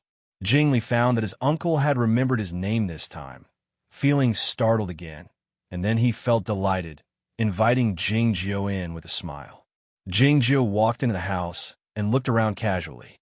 He found that the garden was 3 times bigger than before, and Jing Li was 3 years older than Jing Jiao. After exchanging a few words with Jing Jiao returned to his own room. He found that the Go pieces on the Go board seemed to have been moved by someone. It occurred to him that the Jing house was very close to Taichung Temple, and it should have been turned into ruins during the upheaval of the fiend prison a few days ago. Everything looked familiar, but it turned out to be new. Jing Jiao was lost in thought. The white cat crawled out from Jing Jiao's sleeve and jumped onto the windowsill, looking at the garden while squatting. Jing Jiao shot him a glance. He could tell that Jing Li had already started cultivating. Back when they were in the small village, Jing Jiao taught Lu Shi Sui the human breathing method. Lu Ada didn't heed Jing Jiao, thinking that this old man had a limitless life and didn't care much about taking on a disciple. All of a sudden, Jing Jiao's ears quivered slightly, as if he had heard something. He jumped off the windowsill and disappeared into the grass, leaving behind a string of ringing bells. Jing Jiao walked to the window and looked at the begonia tree that looked similar to the one he had seen before, thinking that the rebuilding of the Jing house must have been done by Duke Lu himself, meaning that the underground tunnel should still be there. As he was thinking of all this, a gust of wind suddenly blew over, and the begonia flowers fell down like the pink snow. Amid the begonia flowers, a young woman in a white dress arrived gracefully. The scene was similar to that of many years ago. Bai Zhao looked at Jing Jiao with a slightly changed expression. Jing Jiao thought that she would ask him about the fiend prison. Jing Jiao was prepared to say something. He had no idea about the fiend prison. He had been cultivating in the secret place of the royal palace over the last 3 years. He had come out from behind closed doors a few days ago because of the disturbance of the earthquake, but his cultivation state hadn't reached. Why do you look better now? Chapter 350. Hearing this, Jing Jiao was baffled. In Jing Jiao's eyes, Jing Jiao was still the same as before, but he didn't know that in the eyes of others, his energy was even cleaner and more like a fairy. It wasn't until he recalled the reminder given by the king of the underworld that Jing Jiao realized what was going on. It was then that a gust of wind blew over the courtyard, and the fragrance of the flowers landed on Jing Jiao's face. He took a bite of the flowers. The energy in his body was a bit turbid, and the feeling of drifting weakened a bit. Bai Zhao blinked a few times, wondering if his eyes were deceiving him. But he still felt that Jing Jiao was quite different from a few years ago. "What are you doing in Zhaoga City?" asked Jing Jiao. Hearing such a question when they met again after many years, any other woman would be disappointed and resentful. Yet, Bai Zhao knew that Jing Jiao's temperament was like this, and he didn't intentionally keep a distance from Jing Jiao. I came to the palace of Prince Jing Xin a long time ago. It was quiet in Zhaoga City when she left the Cloud Dream Mountain. Nobody expected such a significant event to occur in the fiend prison. The palace of Prince Jing Xin had become a prison, so she wouldn't go there again. As such, she came to the Jing house to have a look. She didn't know that Jing Jiu was here, but she came for him. When they met by chance, one of them had to approach the other first. Jing Jiu said, "I've just come out not long ago." According to Jing Jiu's temperament, he wouldn't tell Jing Jiu what he had done over the years. "Where have you been over the years?" asked Bai Zhao. "I've been cultivating in the forbidden area of the royal palace." Jing Jiu told him the answer he had prepared beforehand. After a moment of silence, Bai Zhao said, "Gu Qing is the teacher of Prince Jing Yao now. You have been cultivating in the royal palace for 3 years. What is Aoyama planning to do?" Jing Jiu said, "I don't like Jing Xin. What has happened recently has proven that he is not qualified to inherit the throne." His disapproval of Jing Xin inheriting the throne had nothing to do with what had happened in the fiend prison, and it had nothing to do with Jing Xin's attempt to kill Zhao Leiyu. It was simply that he didn't like Jing Xin. Later, when he found out that Jing Xin's mother was Bai Zhenren's disciple, his attitude became even firmer. Bai Zhao said, "Don't tell me the Aoyama sect really doesn't mind the blood of a fox demon flowing in the body of the next emperor? Don't forget that royal concubine who will be the royal dowager by then. Jing Xin will not become the divine emperor. This is inevitable, so Jing Yao is the only choice." Jing Jiu's tone was very calm, but there was a hint of irrefutability in it. Bai Zhao sensed the change in his aura from his tone and confirmed that he had made a breakthrough in his state. He said seriously, "Congratulations." She was really happy. All of Chaotian knew that Jing Jiu had burned his sword source for 6 years in order to help her survive the extreme cold in the snowland. It seemed that his cultivation state had stagnated due to the influence of the sword source. No matter how much Jing Jiu's cultivation state had improved, or whether he had reached the upper state of the undefeated, it was a good thing as long as there was a change in his state. Jing Jiu fixed his gaze on Zhao Leiyu, and sensed that her golden pill had been completed, and there was even a sign that she would form the Yuanying, which meant that she had reached the initial state of the free travel of the Aoyama sect. Though she was not as fast as Zhao Leiyu, she was still a weak girl who was born with a lack of energy. She could break through the state so quickly. Her talent and diligence were indeed outstanding. Of course, it was also because the ancient script of the Pill Pearl was suitable for her. Jing Jiu said, "If you have a chance in the future, you should go to Shuiyu Nunnery and ask him for advice. This is the foundation of this magic method." Hearing Shuiyu Nunnery, Bai Zhao thought of something and said softly, "I have a feeling that the cultivation circle won't be as peaceful as it is now." "The world has never been truly peaceful," said Jing Jiu. Bai Zhao walked to the window and said earnestly while staring into Jing Jiu's eyes, "But it's not like now. Many things are happening, and I'm not sure what the consequences will be.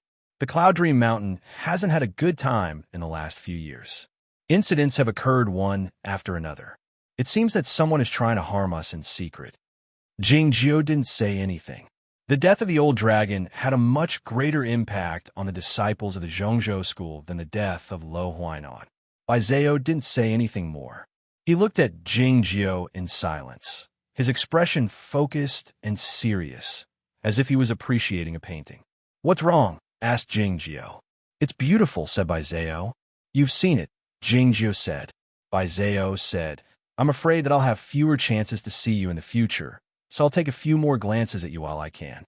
Yu Qianmin, Xiang Wanshu, and other cultivation practitioners of the Zhongzhou school wanted to enter the fiend prison, but they were stopped by the imperial court.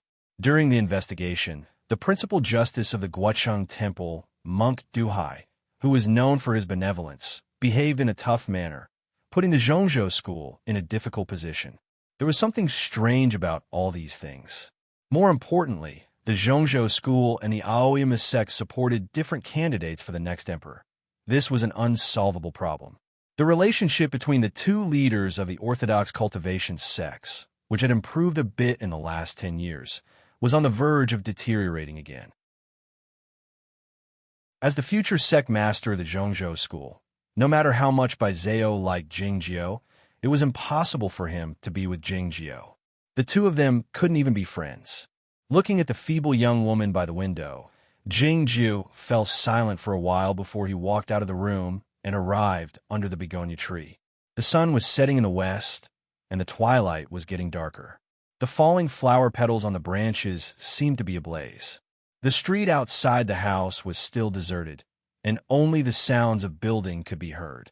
Bai Zhao returned to the foot of the begonia tree and lifted his head to look at Jingjiu. The purpose of cultivation is to cultivate ourselves. We should accept the influence of our cultivation sex, family backgrounds, family names, and bloodlines, but we shouldn't be influenced by them. The voice of Jingjiu was like the falling flowers in the twilight, seeming to be enthusiastic, but actually cold and indifferent. Bai Zhao said, "We have always wanted to surmount the restrictions of our cultivation sex, family backgrounds, and even bloodlines. It's the same principle."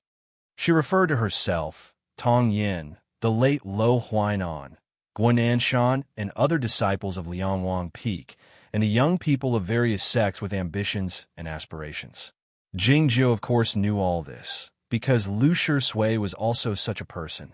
After some thought, he said, "I wish you all success." Though he didn't like the style and practice of Liangwang Peak, it didn't mean that he wanted these young people to fail. "You mentioned Shui Yu nunnery just now, which reminded me of something." Bai Zhao said, "Young Sister Wudong is one of us, but maybe we shouldn't call her young sister." The expression in Jingjiu's eyes changed slightly as he said, "I don't understand what you mean." Bai Zhao said, "This is what Big Brother Tong Yin said." Jingjiu had some impression of Guodong. Back at the Plum meeting in Zhaoga City, he and Zhao Liu left to meet Tian Jingren and heard the zither music on the mountain path. It was the music of a beginner, but it could shock heaven and earth. At the time, Jingjiu felt that the music had the style of an old friend. Young Sister Wudong was not a young sister. The style of an old friend was an old friend. The begonia flowers falling down from the tree suddenly stopped in the air in front of Jingjiu. After a long while, Jingjiu blinked his eyes. The begonia flowers kept falling down. Jingjiu understood many things. Chapter 351. Bai Zhao said, "Senior brother Tong Yin doesn't know. Moreover, he doesn't even want to tell me where he went." The reason why she felt that something was about to happen was related to this. 3 years ago, Tong Yin disappeared for a period of time. After returning to the mountain, she did not mention anything about what had happened. Jingjiu thought for a moment and said, "It's okay." When he said that he was fine, Bai Zhao felt much more at ease. Although her cultivation level was much higher than his, perhaps it was the experience on the snowy plains that made her have an unimaginable trust in him. She suddenly noticed that Jingjiu was wearing a cotton shirt today. She raised her hand and ran her fingers over the slightly rough surface of the robe. She asked curiously, "Where's the white robe?" Jingjiu said, "The white clothes are made of natural silk, which is rare." Actually, there were still many white clothes at the top of Shima Peak, but every time they were used, there would be one less. 3 pieces of white clothing were destroyed in the fiend prison, which made him feel uneasy.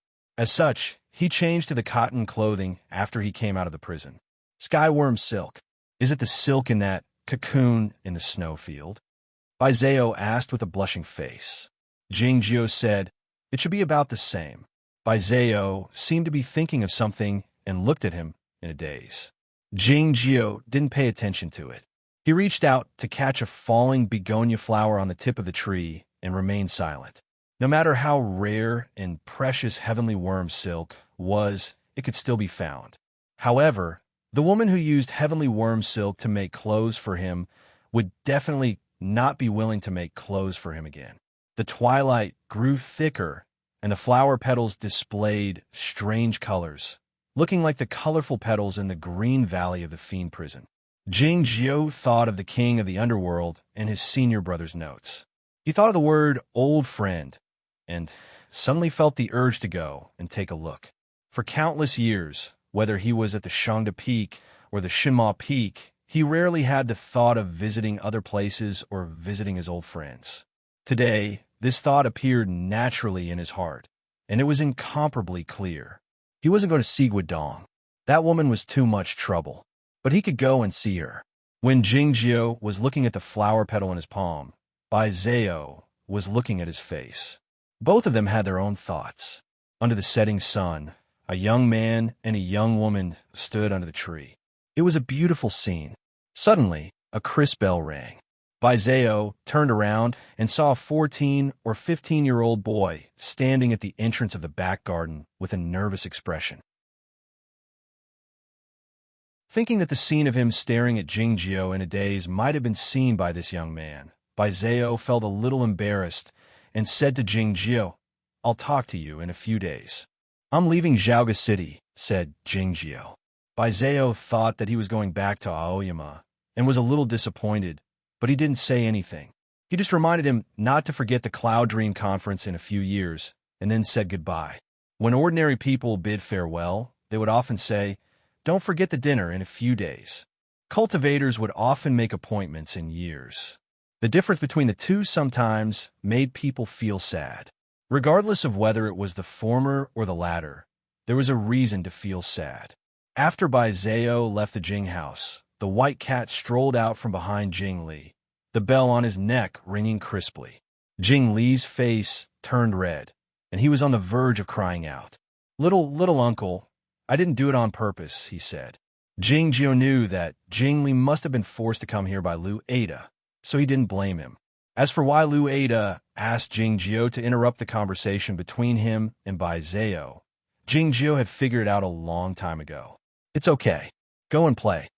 Jingjiu picked up the white cat from the ground, turned around, and headed to his room while holding him in his chest.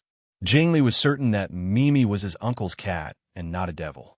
He laughed out happily and ran to the back garden while clapping his hands, his voice as crisp as the bell. The twilight faded away, and the dark night arrived. The living room was brightly lit. Jing Li and his family members were having dinner while talking about what had happened during the day in a low voice. Sitting in the shadow of the room, Jingjiu remained silent while looking at the fallen flower in his hand. It was then that Gu Qing came back to the Jing house from the royal palace after finishing his work for the day. He had lived here for the last 3 years.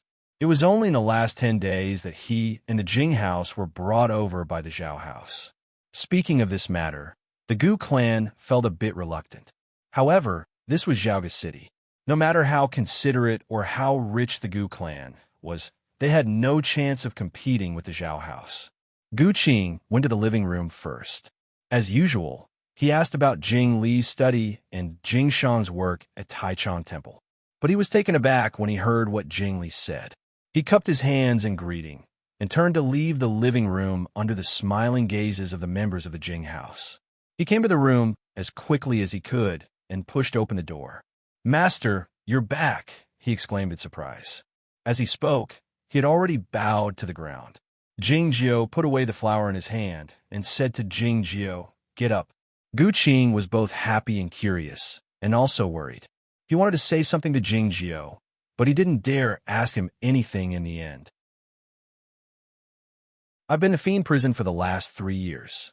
The problem of the sword ghost has been solved. I was the one who escaped from the fiend prison. I was the one who released the king of the underworld."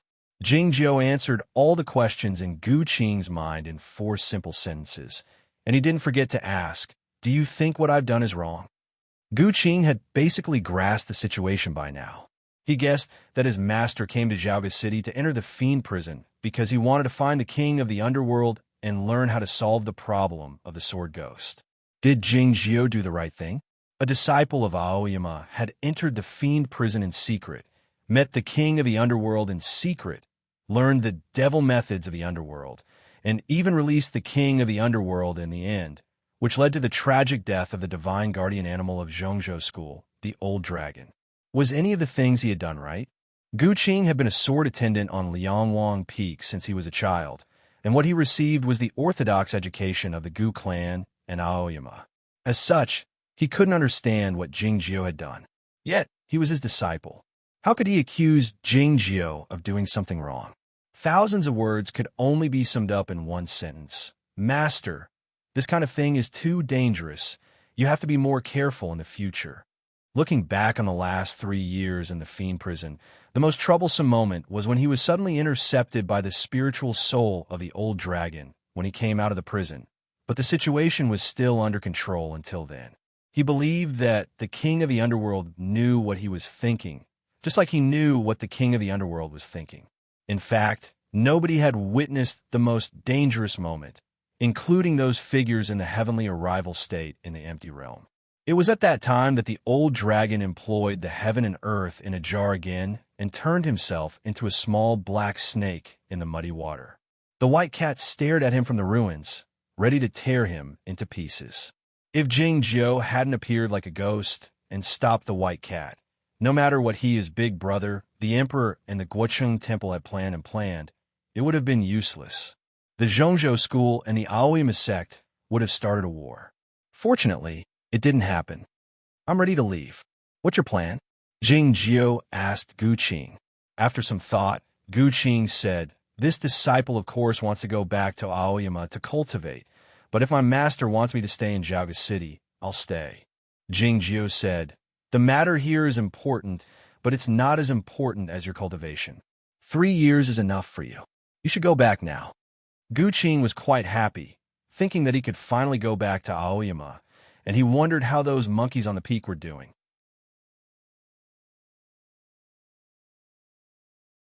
Chapter 352. That night, Duke Lu escorted Jingjiu and Guqing to the royal palace. Royal concubine who had learned of the news in advance. She washed Jingjiu clean, without wearing any perfume or makeup. She changed into a plain cloth and waited in the palace hall. Back when Zhao Liu went to Nanhezu, the owner of the Precious Tree House took care of himself in the same way. It had to be said that the impression people had of the immortal masters of Aoyama was so rigid and accurate. It was evident that Jingjiu was more satisfied with the little prince that day than the last time. He didn't say much before he was taken to bed by a maidservant. The little prince Jing Yao felt a bit nervous after being reminded by his mother for a long time. He said the word grandmaster with a trembling voice, which made him look rather adorable. Jingjiu shot a glance at Guqing. Guqing said, it's not an act. My Highness is much smarter than before. A truly smart person wouldn't pretend to be smart. Royal concubine who wasn't a smart person. She didn't understand what Jingjiu and Guqing were talking about after a moment of bewilderment. She cast a grateful glance at Guqing. Then, she turned to Jingjiu and asked nervously, are you going to take him to Aoyama? As a mother, she was reluctant to see her son sent to Aoyama to practice hard at such a young age. Yet, she was well aware that her son had become the target of everyone now that Jing Xin was imprisoned. Everyone wanted to meddle in this palace hall, so it was better for him to stay far away than to live in fear here. I'm just here to make you feel at ease, though I don't understand what it means. Jingjiu said, the disciple of Aoyama is only an identity for him. What happens next depends on his father's opinion. Having said that, Jingjiu and Guqing left the palace hall. They looked at the deep end of the palace in the darkness of the night, bidding farewell to the emperor. The stars fell on the plains. The shadows of the city walls of Jiaoga City were very clear. Guqing asked, Master, do you want to use a carriage? The people on Shinma Peak all knew that Jingjiu had a strange habit. That was, he preferred walking or riding in a carriage rather than riding on a sword. The Gu clan had a carriage specially prepared for him, which had sent Lu Shui and Xiao He to Guocheng Temple. It was still parked in Cloudy Town. If Jingjiu wanted to take the carriage, Guqing would ask the Gu clan to fly the carriage over. All they had to do was wait in Tongsu County outside Jiaoga City for half a night. No need, said Jingjiu. I'm going somewhere right now. You could go back to Green Mountain by yourself. No, I'm going somewhere, and you, Jingjiu said. I'm just going to leave. I was going to will, and will. Master in Clan Jingjiu and Jingjiu. Thinking of what Jingjiu had done in the fiend prison, Guqing didn't dare leave. He insisted on staying with Jingjiu. Jingjiu didn't bother to exchange pleasantries with Jingjiu. He took out the white cat from his sleeve and put it in Jingjiu's bosom, saying, "You sit behind me." Having said that, the iron sword came out from Jingjiu's body, hovering quietly in the darkness of the night, reflecting the starlight. After being corroded by the green pond for 3 years, the burn marks on the surface of the iron sword became smoother, but they didn't become smaller. On the contrary, the sword became wider, large enough for a few people to sit on. Yet, Gu Qing was concerned about something else, looking at the iron sword in surprise. Jingjiu had been in the undefeated state for many years, but he couldn't bring the sword into his body, so he couldn't cultivate the sword ghost. As such, he had to leave Aoyama and sneak into the fiend prison. Now that the iron sword had become one with him, it meant that he had already solved the problem. Wouldn't he be able to reach the free travel realm soon? The iron sword broke through the air and flew toward the northwest under the starlight, soon disappearing into the darkness of the night. Jingjiu sat in front of Jingjiu, and Gu Qing sat behind him while holding the white cat. Even though he was shielded by Jingjiu's body, the chaotic wind, coming from all directions, still made Jingjiu feel a slight pain on his face. Jingjiu had a high cultivation state by now, but he was still disturbed by the chaotic wind, indicating that the iron sword was flying very high and very fast. Gu Qing was surprised, wondering why Senior Master Mo's flying sword looked like a sword of the fairy state in his master's hands, even though it was an ordinary flying sword. As for why Jingjiu didn't feel anything when the chaotic wind was so strong, Gu Qing had never thought about it. Jingjiu didn't criticize Jingjiu's shamelessness. In his mind, his master was not a regular cultivation practitioner, so he couldn't be judged by the standard of a regular cultivation practitioner. Besides Zhao Liu, Jingjiu believed this the most. As the iron sword landed on the barren land, the twilight was thick and the blood-red setting sun shone on the snowland in the north, making that place look mysterious and dangerous. Gu Qing was so shocked that he couldn't utter a word since it took him such a short time to come here from Zhaoga City. Of course, it was also because he had been blown by the chaotic wind for a whole day, and his body had become stiff and his face was aching. Jingjiu's cotton cloth had many cuts on it because of the chaotic wind, turning into strips of cloth dancing in the wind, making him look like a pretty beggar. It was very peaceful in the snowland at dusk. The so-called mysterious and dangerous situation was merely the emotion of the people. The queen of the snowy kingdom should be nursing her baby, so she didn't have the time to pay attention to what the humans were thinking. The residents of White Town didn't know these secrets. All they knew was that the demons of the snowy kingdom hadn't appeared for many years, and they held carnival after carnival in the city. The residents here were all believers, and their religion was a combination of the Windy Broadsword Church and the Zen sect. They were a bit crazy, but also very sincere. Hundreds of colorful banners decorated White Town like a bride. Looking from the cliff where Jingjiu stood, those colorful banners pointed to the same place. It was the small temple among the red cliffs in White Town. Jingjiu looked at the small temple in silence, not uttering a word for a long time. Gu Qing's body had finally warmed up a bit. "Master, are you looking for someone?" he asked in a trembling voice. Jingjiu uttered, and said, "I heard that Guodong often appears here." Gu Qing was surprised, because he didn't expect to hear this name. If it wasn't by Zhao, Guodong would be here. Wasn't she the disciple of Shui Nunnery? It was said that she had an ordinary appearance. Well, his master didn't need to care about the appearance. Senior Master Ant had waited for you here for more than a year, in that small temple. Gu Qing suddenly said this in a serious tone. Jingjiu understood what Jingjiu meant. He reached out his hand and patted Jingjiu's head, saying, "I know." The iron sword broke through the air again. It didn't take long before they arrived in Jui City, 300 miles to the south of White Town. It was late at night, but the streets were still crowded. Many traveling merchants were still eating and exchanging useful information at the same time.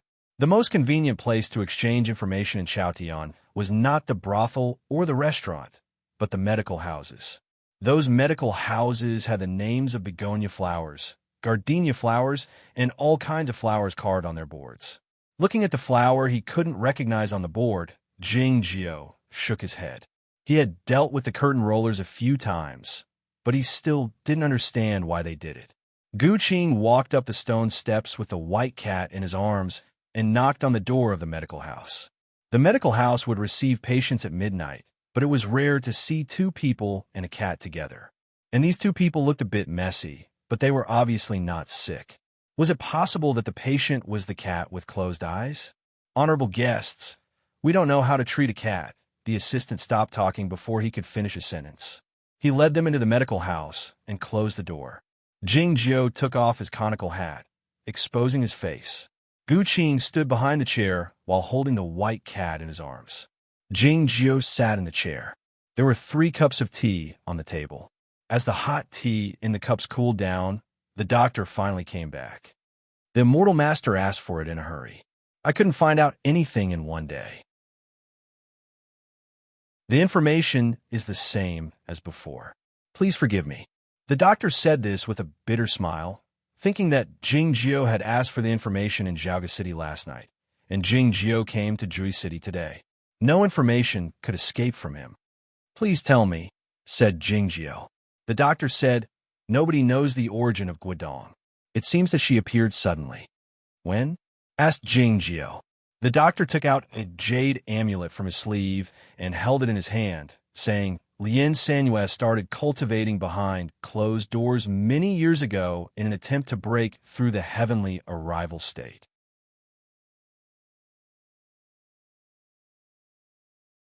Chapter 353.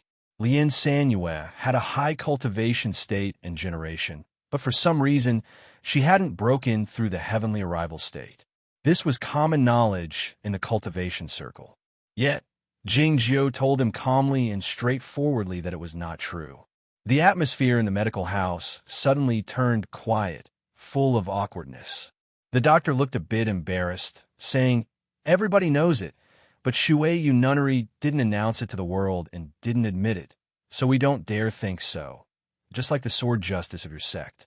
If Lien Sanyue had reached the heavenly arrival state a long time ago and stayed behind closed doors for the ultimate Tao, we don't dare comment on it. After a moment of silence, Jing Jiao said, go on. 15 years ago, Guodong suddenly appeared at the Shuei Nunnery, claiming that she was the personal disciple of Lien Sanyue. Lien Sanyue stayed behind closed doors all the time. So where did she find a personal disciple? For some reason, the chief nun and the great grandmaster admitted her identity, and it was said that she had a special status in the nunnery, so nobody controlled her and she could do whatever she wanted. The doctor continued, the first time she appeared in public was at the plum meeting that you attended, and she won first place in zither playing. Her whereabouts were still uncertain after that, but she was discovered many times in White Town. As you know, we don't dare get too close to that temple, so we don't know the details. What about the other matter? Asked Jing Jiao. The doctor took out another jade amulet and held it in his hand, saying, Tong Yin was not on the Cloud Dream Mountain when the cloud platform was destroyed 3 years ago, and his whereabouts were unknown. He came back from the southwest half a year later, but he still kept his mouth shut.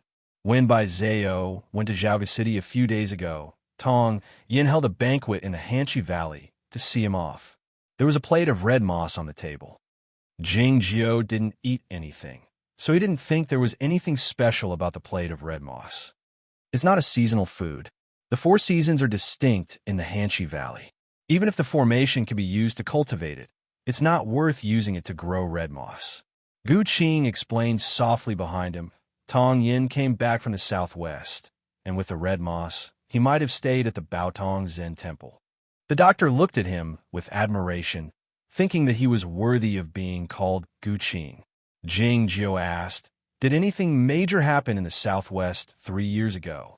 The cloud platform was destroyed in the north. Other than that, there are a few other things worth noting. The doctor told him about the incidents one by one, and then continued. The young master of the mysterious dark sect, Su Zai, suddenly appeared in Ezhou for no reason and was assassinated by Bulo Lin. Everybody thought that he was dead for sure. Unexpectedly, he is still alive and has become a guest of the Western Sea Sword School. This incident has been tacitly acknowledged by the Orthodox sections. It can be said that he has forsaken the darkness for the light. Gu Qing couldn't help but shake his head and say, "The more I try, the more I don't understand." Jing Jiu got up to thank him and left the clinic with Gu Qing. Gu Qing was a little puzzled. He didn't see his master give him anything. So why did he leave just like that? The information of the curtain rollers was always expensive, and the information they gave him that day was very valuable. Guodong was worth a lot of money, but it was mainly about Tong Yen. She came back from the southwest and a plate of red moss. These two seemingly insignificant pieces of information could predict many things in the eyes of the observant people. Jing Jiu didn't understand why it was so. Back when he started to deal with the curtain rollers, they would exchange information. It was probably because the information he gave them was too old or useful, so the curtain rollers had the intention of befriending him. Later on, the attitude of the curtain rollers toward him grew more and more respectful. It could be said that they would take whatever he wanted, as if he were the one who opened a shop. Jui City was still bustling at night. The smell of mutton could be smelled on both sides of the street. Jing Jiu led Gu Qing into a restaurant and asked for a private room on the highest floor. He ordered a double-duck hot pot, half of which was filled with clear water and the other half with flames. Back when he traveled the world with Zhao Liu, he had developed the habit of ordering a hot pot whenever he came to a place, but he didn't actually eat it. It was the same as when he saw little children like Jing Li and Jing Yao ask if they wanted to hold them, but they didn't actually hold them. Gu Qing was his disciple, but he didn't eat much either, and he didn't care for little children. The two of them sat on both sides of the table, looking at the green onions and a few Sichuan peppercorns bobbing up and down in the two-colored soup. Below the restaurant, the owner of the restaurant couldn't help but lift his head to take a look at the top floor after taking out the golden leaf from his mouth, thinking that these two were truly strange people. Jing Jiu and Gu Qing weren't in a daze while looking at the hot pot, but they were thinking and listening to the conversations of the customers in the restaurant at the same time. Jui City was located in the north of Chaotian, where the weather was very cold. It was close to the cold mountain and the snowland, so it was relatively dangerous. Though there weren't too many regular citizens in the city, there were many traveling merchants, warriors, and cultivation practitioners. The information here was more complicated, though it was far inferior to that of the curtain rollers, but some useful information could be found once in a while. The news about the Fiend prison had finally arrived in Jui City after more than 10 days. The people in the restaurant were talking about this matter. That old dragon is about 50 miles long. It hovered over Zhaoga City, as if a mirage had moved Kunlun Mountain over there. My master had almost passed out when she saw the scene outside the city. The fourth manager wrote a letter to me that night, telling me that the old dragon and the king of the underworld had fought for 300 rounds, and neither of them could defeat the other. They had no choice but to perish together. The king of the underworld was burned to death by the heavenly fire, and the old dragon fell to the ground. With a loud boom, half of the houses in Zhaoga City were crushed, and countless cracks appeared on the ground, the deepest of which was a few thousand feet deep.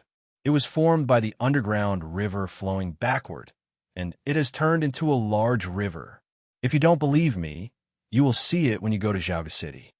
It's ridiculous. Even though the old dragon is the divine animal of the Cloud Dream Mountain, he can't be so long. Otherwise, where does he usually stay in Zhaoga City? I told you earlier. The old dragon usually hides underground. He is the rumored Fiend prison. Those prisoners are all in the dragon's stomach. This statement caused another round of surprise screams in the restaurant, making it even livelier. I heard that the old dragon's spiritual soul was controlled by the king of the underworld in the end, and he died a miserable death, someone said sentimentally. Someone sneered, "He deserves it." The Zhongzhou school claims to be an orthodox sect, but they connived the old dragon to eat humans. What kind of divine animal is he? He's worse than a devil. Bah! How can we believe what those devil men of the deviant sects and the king of the underworld said? The divine dragon has done a great service to the human race, but you people dare insult him. It's truly outrageous. You will die a horrible death." The people with different viewpoints argued fiercely when they couldn't agree with each other, and the strong liquor added to the fun. In the end, it turned into a chaotic fight. It was a mess in the restaurant, with fists and bowls and plates flying in all directions. However, none of the parties used their weapons, nor did they employ any cultivation methods. Those merchants who supported the Zhongzhou school suffered a great loss and were driven out of the restaurant. It was because they were outnumbered compared to those who were gloating over the misfortune of the Zhongzhou school. Jui City was the territory of the Windy Broadsword Church. The reason the Windy Broadsword Church could establish a foothold in the north was that they had suppressed the Kunlun sect by force. How could the people here like the backing of the Kunlun sect? Moreover, this place was very close to the cold mountain, and many cultivation practitioners and merchants in the city had connections with those deviant sects and free-traveling practitioners. How could they stand on the side of the orthodox Zhongzhou school? After the merchants who supported the Zhongzhou school were driven away, the restaurant returned to its usual tranquility. The overturned copper pots were picked up again, and the freshly cut mutton was served with hot steam. The curses were replaced by the sound of finger-guessing games. The clopping of hooves suddenly broke out on the street outside the restaurant, and the sounds of birds flying through the air could be vaguely heard in the night sky, followed by the surprise screams. Something has happened. Something serious has happened. A man rushed into the restaurant from the street and yelled at the people in the restaurant, his forehead full of sweat. A customer who knew him handed him a bowl of rice wine and asked, "What's going on?" The man drank up the rice wine in one gulp and said while panting, "The mysterious dark sect will change its sect and establish a church in 3 days." The people didn't take it seriously at first. They kept eating and drinking, pointing at the man and saying something with a smile. Hearing this, the sound of eating and drinking in the restaurant suddenly stopped, and it became deathly quiet. The mysterious dark sect was going to change its sect and establish a church? For the people in other parts of Chaotian, changing the sect and establishing a church was merely changing the name. It was nothing serious.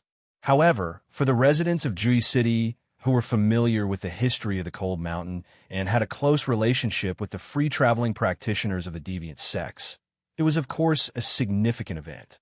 Not all the deviant sects were qualified to be called a church. In other words, the word church shouldn't be used carelessly. The Windy Broadsword Church was a small sect that wasn't ranked. If Chao Yuan hadn't appeared out of nowhere, it would have caused a great deal of trouble because of its name.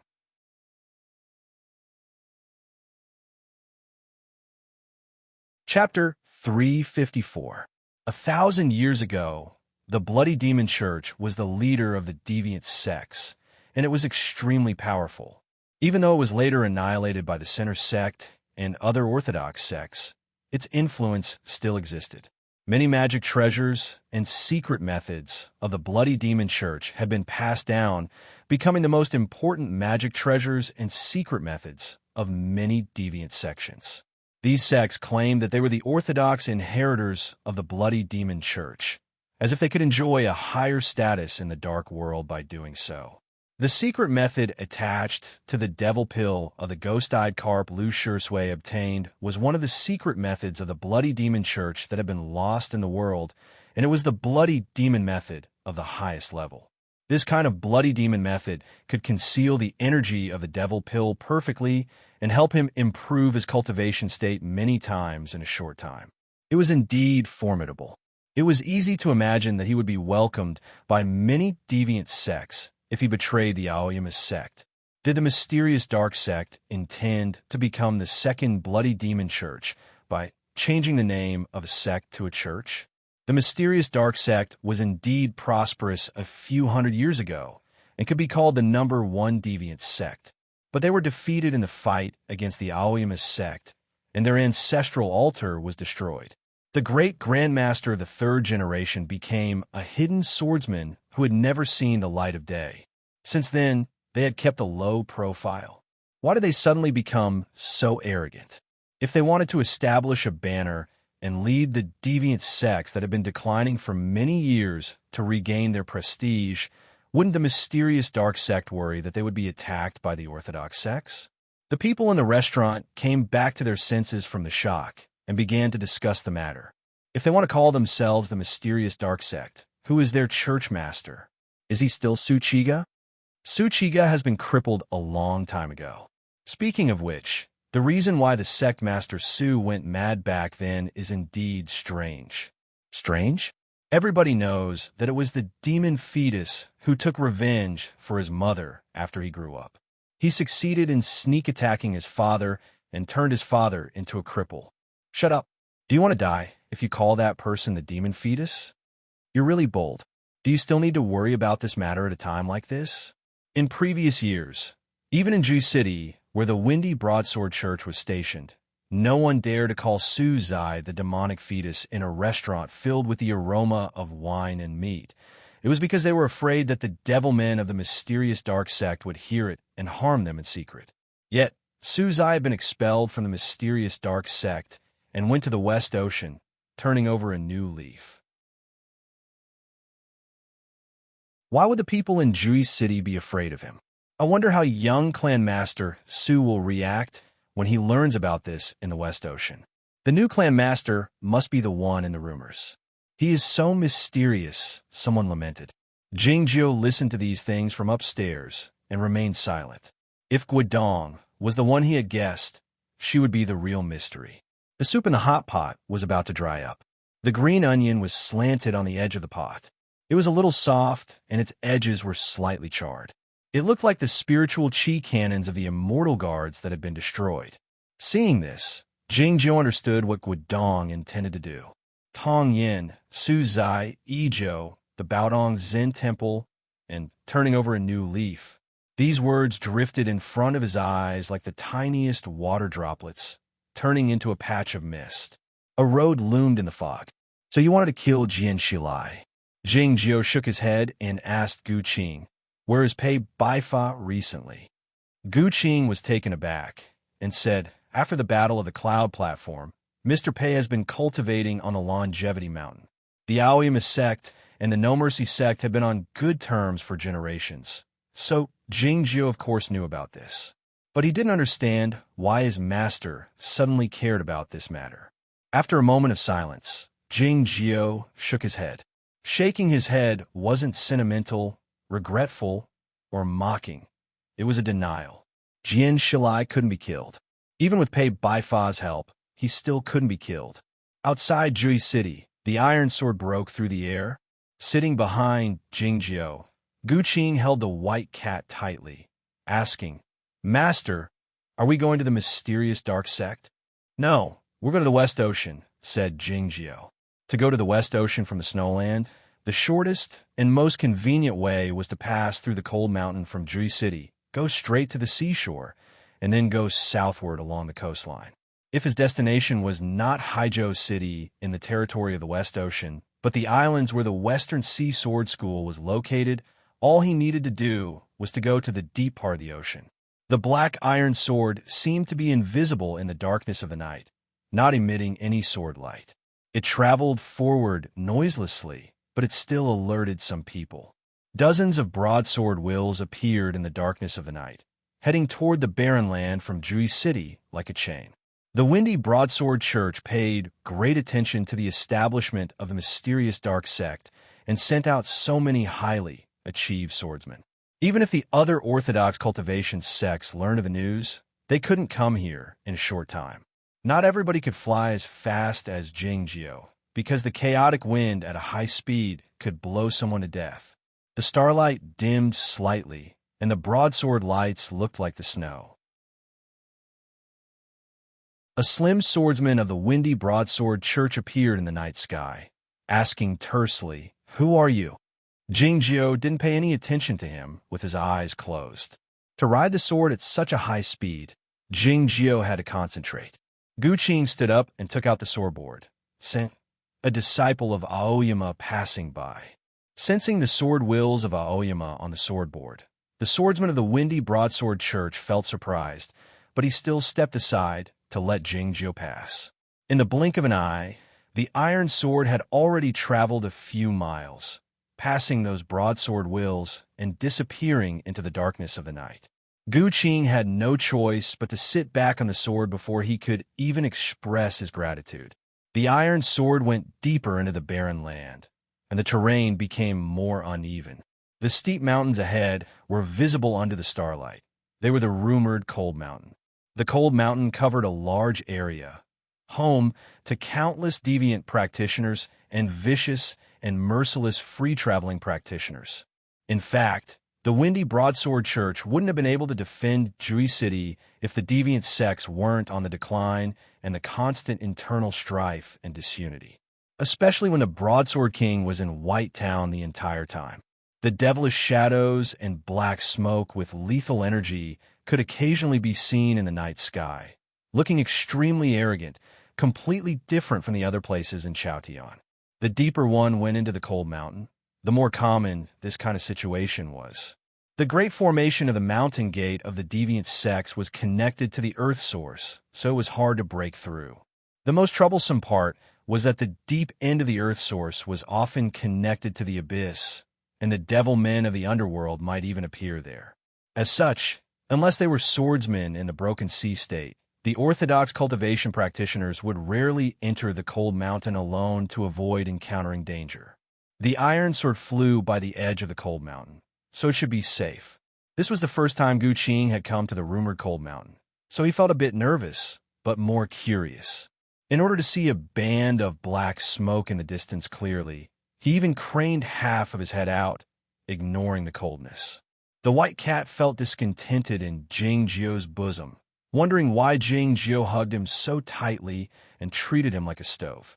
All of a sudden, Gu Qing showed a hint of surprise in his eyes.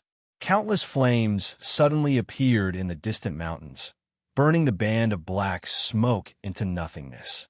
Regardless of which deviant sect the black smoke belonged to, or whether it was a free-traveling practitioner or a swordsman, he was dead for sure.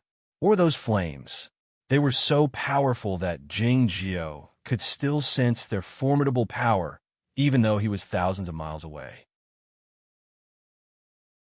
In the dark of the night, those flames looked as dazzling as the real sun. It's the sun banner. Jing Jio opened his eyes and looked in that direction. By now, Gu Qing realized that it was the mountain gate of the mysterious dark sect. As a major deviant sect that had flourished for a time, the mysterious dark sect still had a profound foundation even though it had declined. The sun banner was the proof. It was rumored that this demonic weapon was made by sacrificing thousands of virgin boys to the fire. Even those in the heavenly arrival state would have a hard time subduing it. Looking at the mountain gate of the mysterious dark sect in the distance, Jing Jio felt a bit alarmed. It was not because of the sun banner that he was alarmed. He had fought with the sun banner many years ago, though it was his big brother who had attacked him. His alarmed intent came from a lethal intent. Someone was watching him at the mountain gate of the mysterious dark sect.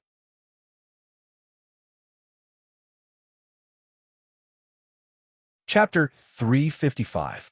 A pair of eyes, full of resentment and lethal intent, were staring at Jing Jio in the midst of the flames that seemed to be on the verge of lighting up the dark night. These two emotions were so intense that they were about to materialize and come out of the sun banner. There were not many people in the world who wanted to kill Jing Jio, but there were definitely some. However, there were very few people who hated him so much and wanted to kill him so much. Jing Jio looked in that direction in silence. His eyes gradually became as sharp as a real sword. In the deep end of the distant Cold Mountain was the mountain gate of the mysterious dark sect. It was late at night, but the valley was still dry. It didn't feel moist at all. It was affected by the underground fire source, and also had something to do with the sun banner. Changing sects and establishing a cult might incur the suppression of the righteous faction, so the mysterious dark sect was naturally very cautious. They had activated the great formation of the mountain gate long ago. Somewhere on the edge of a high platform hidden in the cliff, someone was looking into the distance. No one knew what he was thinking, but his back view seemed a little bleak. There was a soft bed in the deep end of the manor cave. The former sect master of the mysterious dark sect, Su Chiga, had been lying here ever since he was paralyzed. Standing by the bed, Gaia stared down at Tsuchiga's eyes, saying in a hushed voice, "Even if everything goes as you wish, it's still impossible for you to become the church master." As the only surviving elder of the 7th generation of the Xianin sect, his cultivation state was extremely profound. In the past 2 years, he had even grasped the power of the Xianin sect. But now, his face no longer looked like it used to be. Only now did he realize that the so-called mastery was all fake. Tsuchiga said nonchalantly, "I've even given up on my own son. Do you think I care about the title of church master?" Gaia said in a deep voice, "You better hope that the Windstorm Blade cult and the Kunlun sect won't interfere. Otherwise, if something happens to the Mountain Gate, you'll be the sinner who destroyed the sect." Tsuchiga said, "Chao Yuan was full of deviant energy before he became the Bodhisattva, and Kunlun had been weak for many years. Now that the Sun Banner is out, would someone like he dare come here to spy on us?" Gaia said sternly, "But don't forget that Kunlun still has the Cloud Dream Mountain behind them." Tsuchiga said with drooping eyelids, "Now that the Fiend Prison is in turmoil, the attention of Aoyama and the Sinner sect will be focused on Zhaoga City, so they won't pay any attention to us." It was his idea to change sects and establish a cult. These were the reasons he had explained many times. The mysterious dark sect should seize this opportunity to raise their banner and recruit more masters of the deviant sects, and even the rogue cultivators to increase their strength. However, during this process, they would not expand, and they would not provoke the big sects of the righteous sects. The theory made sense, but it was often unrealistic to put it into practice. Gaia's expression was extremely unsightly. Just as he was about to continue refuting, he suddenly sensed something and turned to look outside the canyon. "Someone is spying on us." As soon as he finished speaking, a gust of wind blew in the canyon. The wind was extremely dry, like an invisible flame that licked everything. Both Gaia and Tsuchiga on the bed felt it hard to breathe. The incomparably dazzling light enveloped the entire canyon, but the figure at the edge of the platform was not engulfed. Instead, it became even darker.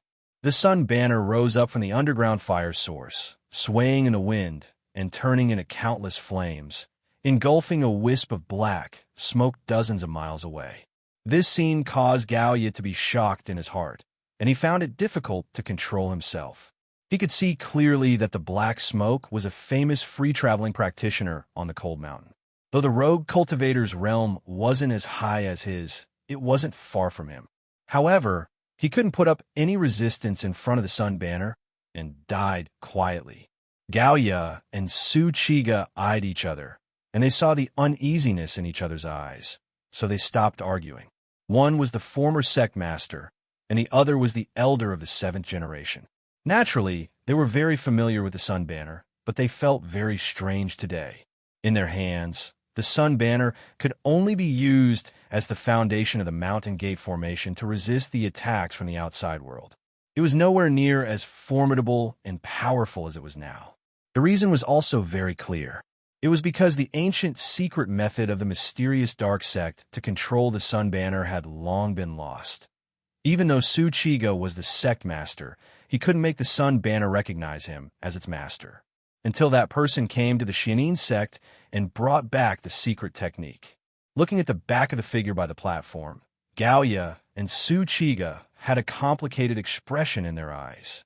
In the beginning, Gaia was delighted when he found that that person had mastered the most ancient, mysterious, dark, demonic style. He wanted to use him to drive away Su Zai and then use him as his puppet. Tsuchiga had the same idea, but both of them failed.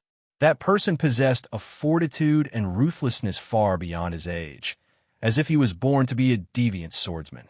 In the end, he ignored the thoughts of Gaia and Tsuchiga and had the entire mysterious dark sect in his hands. There are flying swords of the Aoyama sect in the distance.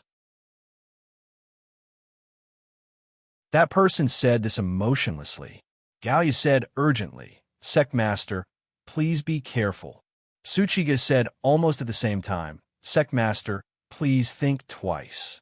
Now that the power of the sun banner had increased tremendously and the mysterious dark sect was at the peak of their morale. They could kill other Orthodox disciples easily. But that was the flying swords of the Aoyama sect. The mysterious dark sect and the Aoyama sect had a deep grudge against each other, as well as a deep fear of each other. If a war broke out between the mysterious dark sect and the Aoyama sect, would the mysterious dark sect have to move their sects again? That person took 2 steps toward the platform, his body trembling slightly. His fists hanging by his sides were surrounded by black smoke. It seemed that he was very excited. One of his legs was lame. His eyes were full of lethal intent and resentment. Nobody could see the scene 1,000 miles away, but he could see Jingjiu on the iron sword with the help of the Sun Banner. After the Sun Banner recognized him as its master, his cultivation state, which had been gradually perfected in the demonic method, had increased sharply again. In other words, he was very powerful now. As such, he had a strong impulse to kill Jingjiu. He had gradually calmed down, his hands no longer trembling, and the black smoke surrounding him had gradually dispersed. He gave up because he was too far away, and he wasn't sure if the Sun Banner could kill him. One day, I'll kill you, and Zhao Liu. His name was Wang Xiaoming. Not long after he was born, the small village he lived in was swallowed by the mudslide due to a fight between 2 cultivation practitioners. Shi Fengchun, an official of the Pure Heaven Bureau, saved him and raised him. When he was young, he worked as a laborer in the warehouse of the Pure Heaven Bureau and had a worker named 72. What he liked to do most was to go to his adoptive father's house to cook and feed the chickens. 12 years ago, Shi Fengchun bribed Bulo Lin to assassinate Zhao Liu through the Crown Prince's manor, and he committed suicide in front of Jingjiu after the assassination failed. He was the first person to witness the terrible scene. He left Zhaoga City with the cultivation method left by his adoptive father, and walked forward with difficulty in the old temple and the wild fields. He had many fortuitous encounters under the waterfall and in the cave, and he even learned the most ancient and orthodox secret method of the mysterious dark sect. After a few attempts, he arrived at the mysterious dark sect with the help of Elder Gao Ye and the secret cooperation of the former sect master, Suchiga. Su Zai, whom even Lo Huainan was wary of, was forced to flee to the West Ocean like a stray dog. For years later, he had finally gotten rid of the direct disciples of Su Zai at the mysterious dark sect and became the mysterious and formidable new sect master and also the future church master. Yet he had a clear and definite goal in cultivation, so he wouldn't be confused by other things. As such, he had been calm the entire time. He was fully aware that there must be something hidden behind those fortuitous encounters. It didn't matter. The main characters in the stories were usually like this. A huge hand in the dark sky was controlling their lives, and the truth would be revealed one day. Yet, the main characters in the stories would always crush the huge hand into pieces in the end. Wang Xiaoming knew that he was such a person. He knew more than that. I know that you want to use this matter to attract more attention and push me to the forefront in order to obtain a chance of survival in the chaos. It would be better if you could kill me. He said this while looking at Su Chiga on the bed. I know that you seem to be arguing with him on the surface, but you have actually joined hands with him in secret in an attempt to turn me back into the puppet I used to be. He said this while looking at Elder Gaoya. It was deathly quiet in the manor cave. The light in the valley grew dimmer. Su Chiga remained silent. Gaoya was startled. He didn't expect this young man, who didn't know anything back then, to be able to see through the intentions of these old foxes. I don't know anything about scheming and scheming. All I know is that everybody is a stranger in a strange environment, and the strangers are the enemies. Wang Xiaoming said to them, if I could treat everybody as my enemy, I wouldn't be deceived. After a moment of silence, Gaoya said, I'm really not willing to die in your hands. He was the elder of the 7th generation of the mysterious dark sect, and his cultivation state was exceedingly high. Even a swordsman in the broken sea state of the Aoyama sect was not his equal. However, this place was the center of the mysterious dark sect and also the center of the great formation of the mountain gate. Wang Xiaoming, who possessed the Sun Banner, could kill him easily. Since you used me to control the Sun Banner, You have to accept the fact that I can kill you with the sun banner at any time. Wang Xiaoming continued. But it's reasonable for you to want to kill me, so I'm not angry. I can give you a chance. The expression on Gao Ye's face changed slightly as he asked, What should I do? Obey me and beg for my forgiveness, said Wang Xiaoming. You're not a divine demon. Su Chiga suddenly said, I thought I was a divine demon, but I ended up going mad and became a cripple. Of course I'm not a fiend god. Fiend gods wouldn't suffer as much pain and torture as I do. Wang Xiaoming said with a resolute look in his eyes, I am only the main character of this story.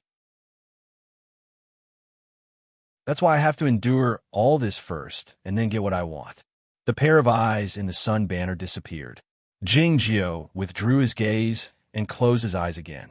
The iron sword sped up again, heading toward the depths of the night in the west. The swordsmen of the windy broadsword church in the back had also sensed the unusual commotion in the deep part of the cold mountain.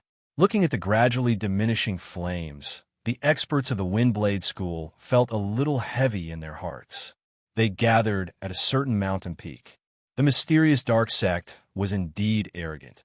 But the key question was why the Sun Banner's momentum was so astonishing, far exceeding the records of the past 200 years. Someone asked, was that fellow Taoist from the He clan? The tall and skinny expert of the Windblade sect said, Senior from the Aoyama sect, may I know which elder you are? Everyone looked at the little black dot in the distance that was about to disappear into the night. They thought to themselves that with such a shocking speed, he was probably not an ordinary elder. The faint sound of waves came from the front. In an instant, the sound of waves could be heard as clearly as the thunder. Jing Jiao opened his eyes and looked at the ocean in front of him. It was dawn. The morning sunlight shone on the surface of the ocean, dyeing the seawater with a complicated color.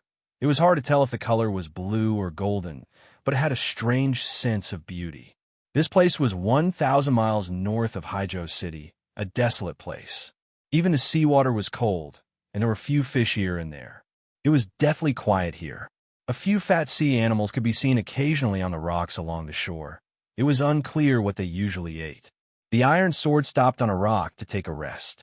The white cat poked his head out from Gu Qing's chest and looked curiously at a fat sea animal not far away, as if he wanted to taste it. Gu Qing held the white cat gingerly, and then glanced at Jing Jiao cautiously. After leaving the cold mountain, Jing Jiao didn't say anything. He felt that his master had something on his mind. This was rare. Find out who that person of the mysterious dark sect is when we get back, Jing Jiao suddenly said. As he rode the flying sword, Jing Jiao thought about who wanted to kill him. Speaking of enemies, besides Tong Lu, there were only those humans and demons who had died by the thoughtless sword when he and Zhao Liu traveled the world, and those people in Zhaoga City. Of course, he didn't forget the troubles Lu Shisui had caused. There was no conclusion. Feeling surprised, Gu Qing said, Okay, what should we do after we find out? Jing Jiao said, We'll kill them when we can. Back when he and Bai Zhao were trapped in the snowland, Jing Jiao thought of using the thoughtless sword to send a message to Zhao Liu, asking her to kill Lo Huainan 10 years later. Now that he was outside, he would do it himself. Thousands of waves suddenly formed on the surface of the ocean, crashing against the rocks by the shore, making booming sounds. Though Jing Jiao's voice was muffled, Gu Qing could hear it clearly. Jing Jiao was taken aback, wondering how he could convince the sect master and the senior master sword justice to destroy the headquarters of the mysterious dark sect. It seemed that young brother Yuan and the monkeys would be the ones to do it. The white cat felt bored, yawning once. But he soon shut his mouth and looked at the deep part of the ocean. His pupils shrunk to the size of black dots. He looked extremely vigilant. The waves grew larger and higher, crashing against the shore, splashing a great deal of snow. A black line could be vaguely seen approaching at high speed. Soon, Jing Jiao could see it clearly. It was a wall of water several feet high.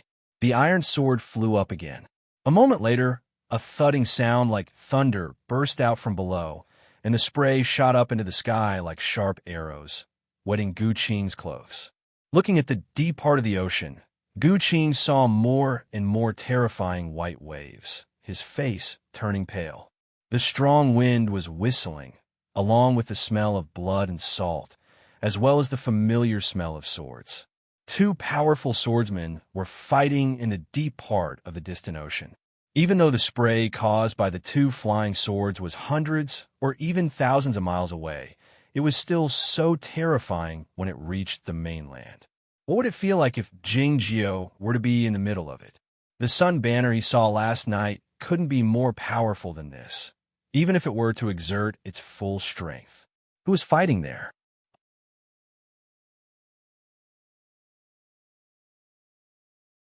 Chapter 356. According to the feedback from most of the readers yesterday, I'll use the big chapter for now. I'll update it every night at 8 o'clock, and I'll tell you if something comes up. In addition, though I wrote in this chapter that the sea is full of water, I found to my surprise that what I'm writing now is really perfect and beautiful. The rolling ocean waves stirred up countless sprays, turning into fog that enshrouded the surface of the ocean. The temperature dropped rapidly as the strong wind blew. The moss on the rocks were peeled off by the waves, and the fat sea animal had already dived into the ocean. The iron sword headed toward the deep part of the West Ocean. The fog grew thicker and thicker, and gradually merged with the dark clouds in the sky. The sunlight was blocked by the clouds, and the heaven and earth were shrouded in gloom. The iron sword flying at a high speed among the stormy waves was hard to be discovered. Looking at the deep part of the West Ocean, Jing Jiao said to Gu Qing, "Throw the cat away if something happens." The white cat glanced at Jing Jiao and meowed once. He wasn't expressing his dissatisfaction. He was issuing a warning to Jing Jiao. Even though they were covered by the fog, dark clouds, and the ocean waves, they would still be discovered by the other party if they went over like this. Cats were naturally the best at hide and seek. Jing Jiao knew what the cat said was reasonable, so he told Gu Qing to sit tight. The iron sword dived down from the sky and plunged into the rolling and rapid ocean water. The ocean was full of water, and the resistance was great. Sitting at the front of the iron sword, Jing Jiao raised his right hand and pointed it forward. A gentle and clear sword came out from his fingertip. The ocean water coming at a high speed was like a hard stone wall, but for some reason, it became extremely soft when it encountered the sword will. Along with countless deep and thunderous explosions, the water parted to form a path. Jing Jiao used the same posture when he passed through the deathly, cold land years ago. The difference was that he used the six-dragon sword style of Shuriwei Peak at that time, and he used another sword style today. Seeing this scene, Gu Qing was quite surprised. His master even knew the inherited heaven sword of Tianguang Peak and taught it to him. Of course, he could accept the fact that his master knew the tide swordsmanship of Bihu Peak. However, his master's tide swordsmanship was so good that even the peak master of Bihu Peak was not as good as him.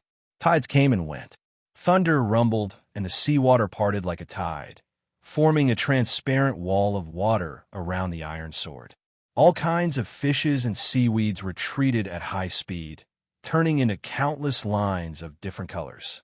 Occasionally, the huge and confused eyes of the sea beasts in the distance could be seen. The black iron sword carried two people and a cat at a high speed at the bottom of the West Sea. After an unknown period of time, the speed of the iron sword gradually slowed down, and the sound of thunder faded away. In the distance, countless black pillars appeared in the sea. They looked like standing whales. Those black pillars were actually part of the floating island that was submerged in the sea. This was not the Penglai Island, but the West Sea Islands. It was to this day that the islands at the deep end of the West Ocean were still owned by the mermaids in name, but they were seized by the godly swordsmen of West Ocean as their mountain gate many years ago. The iron sword stopped a distance away from the West Ocean Islands, making no sound. It kept sinking like a piece of broken wood until it reached the bottom of the ocean. It was dark here, and nothing could be seen. Jing Jiao looked up. A sword fire came out in his pupils, and he saw the blue sky. Gu Qing had a profound cultivation state by now. He imitated his master's method of using the sword fire to wash his eyes, and his sight had finally penetrated the darkness and seen the distant surface of the ocean. Looking up from the dark bottom of the ocean, the distant surface of the ocean looked like a sapphire, exceedingly beautiful. Of course, the sapphire could also be the sky. There were countless cracks on the surface of the sapphire. There were hundreds of white air currents in the high sky, and there were also the lines in the seawater. Those lines were formed by bubbles, and they were a few miles long, and they were dissipating slowly. Guqing looked up at this magnificent and amazing scene, and he was so shocked that he couldn't speak a word. He even forgot that he was in the seawater. Were these the marks left by those two swordsmen in heaven and earth? In the next moment, more sword lights fell down from a high place, soundless. Innumerable deep cracks appeared on the surface of the West Ocean, the deepest of which was a few thousand feet deep, very close to the iron sword.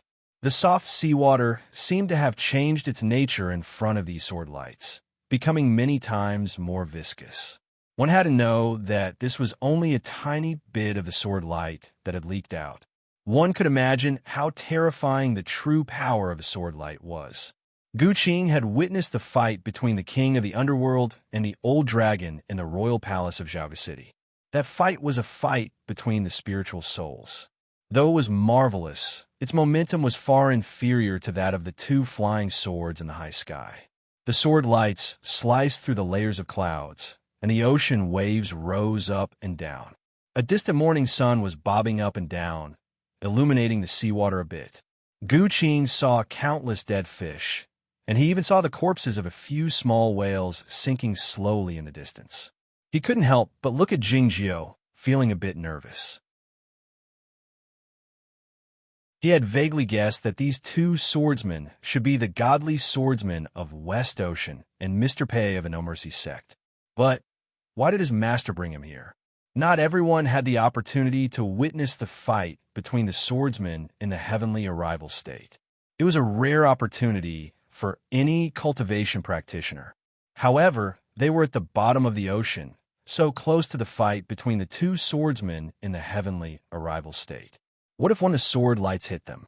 If his master intended to help Mr. Pei, what could they do given their abilities? Guqing lowered his head reflexively to take a look at the white cat in his chest. It was then that the surface of the ocean suddenly quieted down. Innumerable rocks fell into the ocean from the high sky like a rainstorm, leaving countless thin lines in the ocean. In the next moment, someone fell into the ocean. That person was motionless. His gray hair rose and fell along with the current like seaweed, and then it was gradually dyed red by the blood. Everybody was the main character in his own life story. However, some of the stories were comedies, and some were tragedies. Some were artistic, some were about mother-in-law and daughter-in-law. Some were passionate, and some were legendary. If someone thought he was the main character in a bigger story, he must have something special about him, like being good-looking, or having a good family background, or having an outstanding talent, or having a unique experience. Wang Xiaoming thought he was the main character because of these reasons. Hejian thought so as well. He was known for his good luck in the cultivation circle. Even though he knew the truth behind his good luck, it didn't affect his opinion. With such an aunt, if he wasn't the main character, who would be?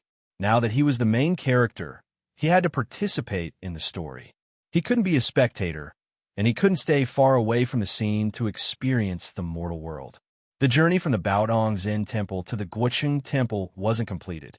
He went to Haizhou against Guodong's will and disguised himself as a fisherman, driving the boat to the deep end of the West Ocean, waiting to appear in the upcoming grand story. He didn't care about fame or fame, but this event started at the Baodong Zen Temple, and the two friends got to know each other because of him, and it was a plan made by his seniors. It was so dangerous that he couldn't just ignore it. He drove the fishing boat and drifted on the West Ocean for a long time. He didn't dare get too close to the West Ocean Islands, and he didn't dare get too close to the battlefield chosen by Tong Yin in case someone would suspect him. Early this morning, two sword lights appeared unexpectedly and cut the morning sunlight into pieces. The fight between the godly swordsmen of West Ocean and Pei Baifa had begun. The heaven and earth changed color, and the huge waves appeared on the ocean. In an instant, his fishing boat was smashed into pieces by the huge waves, sinking to the bottom of the ocean. Jean didn't dare fly up. He drifted in the incessant waves while holding a wooden plank. Sensing the two formidable sword wills in the high sky, he felt like an ant drifting on the surface of the water. It wasn't until now that he realized that the cultivation circle respected the powerful swordsman, and the main characters could only be the truly powerful swordsman. He wasn't qualified to be the main character in this story. Yet, he had never thought that he would be able to participate in the action of killing the godly swordsman. All he wanted to do was come here to take a look and see if there was anything he could help with. As for how he could help, he had no idea. In fact, he hadn't figured out the intention of Tong Yan's extremely simple plan until now. The seawater kept on washing his body, making his thoughts a bit muddled. Mr. Pei had already struck. Was it Tong Lu or Su Zai who had completed the last step of enticement? Were the two of them exposed? When would they escape? Right. How many people could his Huanchi silk seat? He had always traveled alone before, so he had never had a chance to try it. He should have gone to Ozawa first. As he was thinking of these trivial matters, he suddenly found that the waves ahead of him had become a bit smaller. The wind and clouds dispersed, revealing the blue sea and blue sky. Jean raised his head and looked at the sky. A figure fell down from the high, empty realm. A moment later, another figure fell down from the empty realm. The two figures fell into the sea one after the other, creating inconspicuous splashes as they sank to the bottom of the ocean. In the farther direction of the West Ocean Islands, dozens of sword lights could be vaguely seen. Looking at the surface of the ocean from the pitch-black bottom of the ocean was like looking at the sky from the bottom of a well. That patch of sky was out of reach for the frog, but it was also difficult for the people in the sky to discover it in the shadow at the bottom of the well. The iron sword stopped at the bottom of the ocean, and nobody could find its trace. It was unclear if it was because he was holding the white cat, but Gu Qing found that his spiritual energy was always replenished, and he didn't have to worry about the shortage of energy. The ripples on the surface of the ocean gradually calmed down, and then two splashes appeared again. Pei Baifa fell into the ocean. The godly swordsman of West Ocean fell into the ocean as well. Gu Qing's face was pale. His right hand pinched the sword instruction, ready to strike at any moment. Jing Jiao didn't intend to strike. All he did was look at the bottom of the ocean in silence. The godly swordsman of West Ocean sank slowly to the bottom of the ocean. He was very tall and big. Even though he was lying in the ocean, he still gave off a sense of majesty, like a statue. Countless tiny sword wills were hovering around his body, looking like the electric threads. The ocean water swam around him gently. The ferocious sea animals fled to the deeper and farther places, looking extremely terrified. The sunlight shone on his face after passing through the ocean water, giving off a jade-like white glow. The bridge of his nose and his chin looked a bit stiff. He sank slowly to the bottom of the ocean, motionless with his eyes closed the entire time, as if he were asleep. At the bottom of the ocean, 10 miles away, Pei Baifa was also sinking to the bottom of the ocean. He was also motionless with his eyes closed. His white hair was toweling in the ocean water, and the blood had been washed away. Would the fight between the two swordsmen in the heavenly arrival state end with both of them wounded? Dozens of sword lights appeared on the surface of the ocean in the west. As soon as they left the islands, they split into two groups.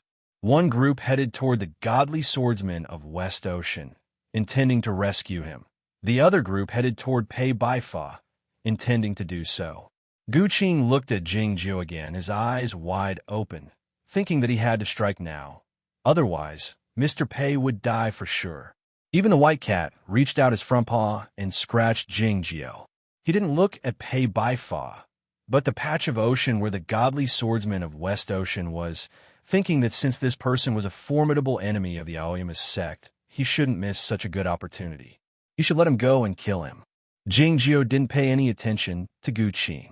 He was also looking at the godly swordsman of West Ocean, but his line of sight didn't fall on the godly swordsman of West Ocean, as if he was afraid of alerting something.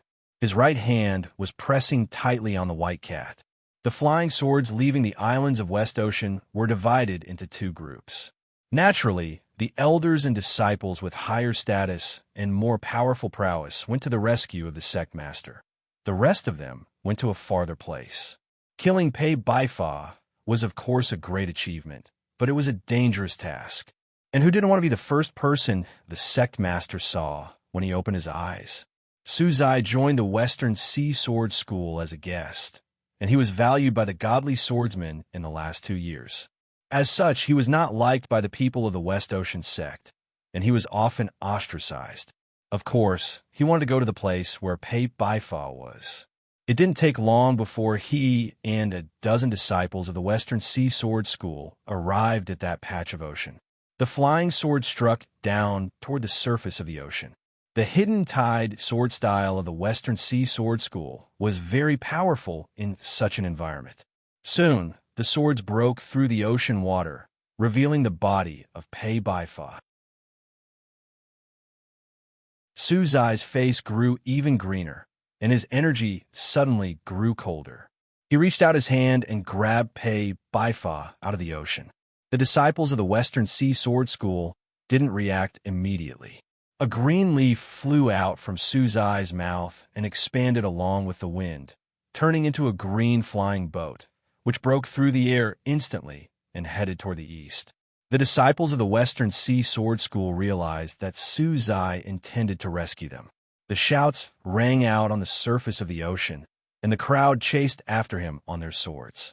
Unexpectedly, a wall of water suddenly formed in the ocean, blocking their way. The wall of water had a faint green color, as if it was mixed with many aquatic plants, exuding a strange, stinky smell, indicating that it contained a strong poison.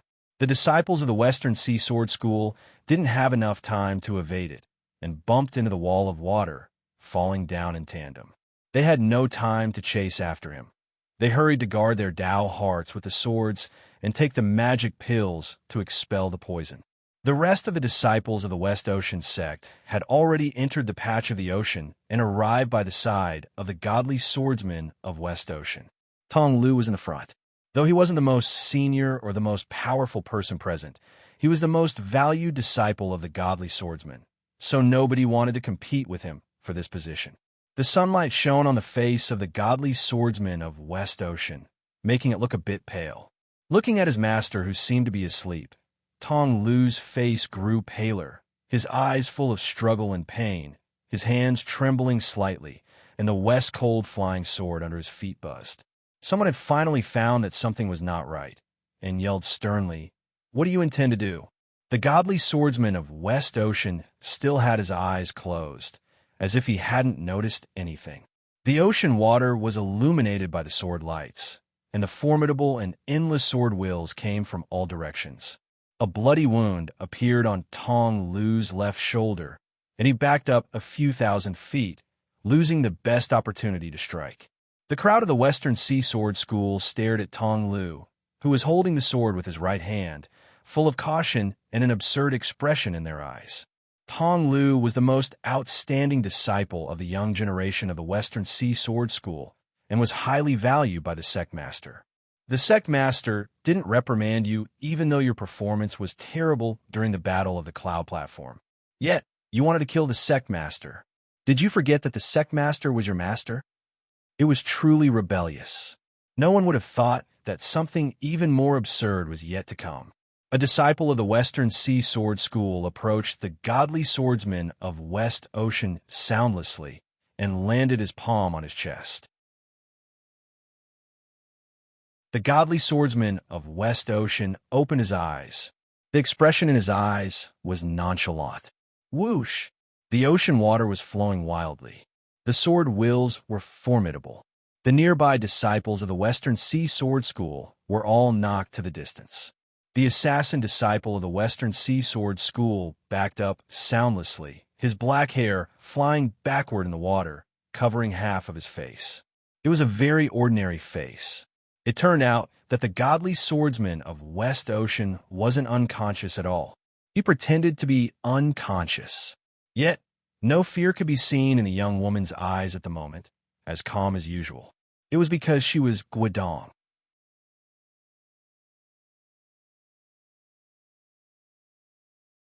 Chapter 357. The godly swordsman of West Ocean straightened his body in the ocean water and looked at Guodong, who was retreating in the ocean water, the expression in his eyes indifferent. This movement made the fresh blood come out from his body again, dyeing the surrounding seawater red. He was wounded severely at the moment, and his prowess was much weaker than usual. Pei Baifa had been defeated by him before, but he had cultivated behind closed doors on the Longevity Mountain for many years and had improved his cultivation state. Though he was defeated by him again today, he had paid a great price for it. Yet, he was fully aware that Pei Baifa wasn't the last resort in this assassination scheme. Pei Baifa couldn't kill him. This was his judgment of himself, and he believed that those who dared to plot against him would have the same judgment. This judgment was filled with unimaginable confidence. He didn't suppress his wound and fell into the ocean, pretending to be unconscious, waiting for the real lethal strike. Even when Tong Lu was about to strike, he still didn't open his eyes. He didn't expect Tong Lu to be hesitant, and the one who would strike was a seemingly ordinary young woman. The formidable and formidable sword Wills left the body of the godly swordsman of West Ocean along with the blood, heading toward the distance. Guodong retreated to the deep part of the ocean, her body on the verge of disappearing into the darkness. A white handkerchief appeared in her hand. A crack appeared on the handkerchief, spreading to both sides, exposing the broken sections of the silk threads, which looked like gold or jade. This handkerchief was made of the precious natural worm silk. The sword Wills arrived again. Another handkerchief appeared in Guodong's hand. A crack appeared on the handkerchief again, and then spread out. A series of sounds rang out in the ocean water. Dozens of handkerchiefs broke apart, dancing like butterflies. Nothing could block the sword Wills anymore. The lapel of Guodong's dress cracked slightly. A ray of light came out, and then broke into countless light specks. Her protective magic treasure was also broken. Guodong lifted her face slightly, a string of blood beads drifting out from the corner of her mouth, hovering quietly in the ocean water. Her body was hovering quietly in the ocean water, not moving anymore. The expression in her eyes was still calm, devoid of any fear of death. Looking at the young woman in the distant ocean water, the godly swordsman of West Ocean had a strange feeling. Her cultivation state was high for someone of her age, but it was not worth mentioning for him. Yet he sensed clearly that if he were unconscious earlier, the palm of the young woman would definitely kill him. This had nothing to do with one's realm, but with one's foresight and experience. Regardless of whether it was her aura or anything else, it showed that she was indeed very young. However, he had never seen such a seasoned and ruthless attack. He withdrew his line of sight from the handkerchief floating in the seawater and sent a wisp of his divine sense over. "Who are you to Shui Yununnery?" Guodong didn't answer this question. Tong Yan's plan didn't include her, but she knew what Tong Yan meant. She had come to the West Ocean even though she hadn't recovered her cultivation base yet. Pei Baifa wasn't a lethal move. Neither was Tong Lu nor Su Zai, but she was. Unfortunately, she was still unable to kill Jianxi. Making a move now was indeed a little too forceful. She thought to herself, the godly swordsman of West Ocean didn't get angry because of her silence. He turned around and looked at the green boat that was flying into the distance. The entire West Ocean sensed his mighty divine will. "This is your trap. I came to participate, but you still lost." The green flying boat was a demonic artifact of the mysterious dark sect, and its speed was extremely fast. At this moment, it was already more than 200 miles away from the islands of the West Sea. Yet, nothing could travel faster than the divine will. Thunder suddenly boomed in the tranquil heaven and earth. It was the words of the godly swordsman of West Ocean. Su Zai suddenly said with his head lowered, No need to pretend. They have already failed. Pei Baifa opened his eyes slowly and said, I'm blind even though I have my eyes open. His gloomy eyes reflected the gloomy sky, devoid of any expression.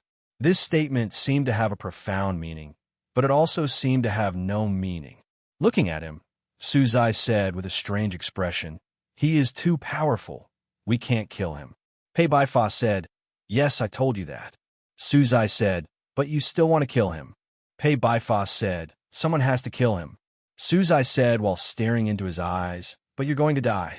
It's because I'm going to die. Pei Baifa continued after a pause, And I'm indeed going to die.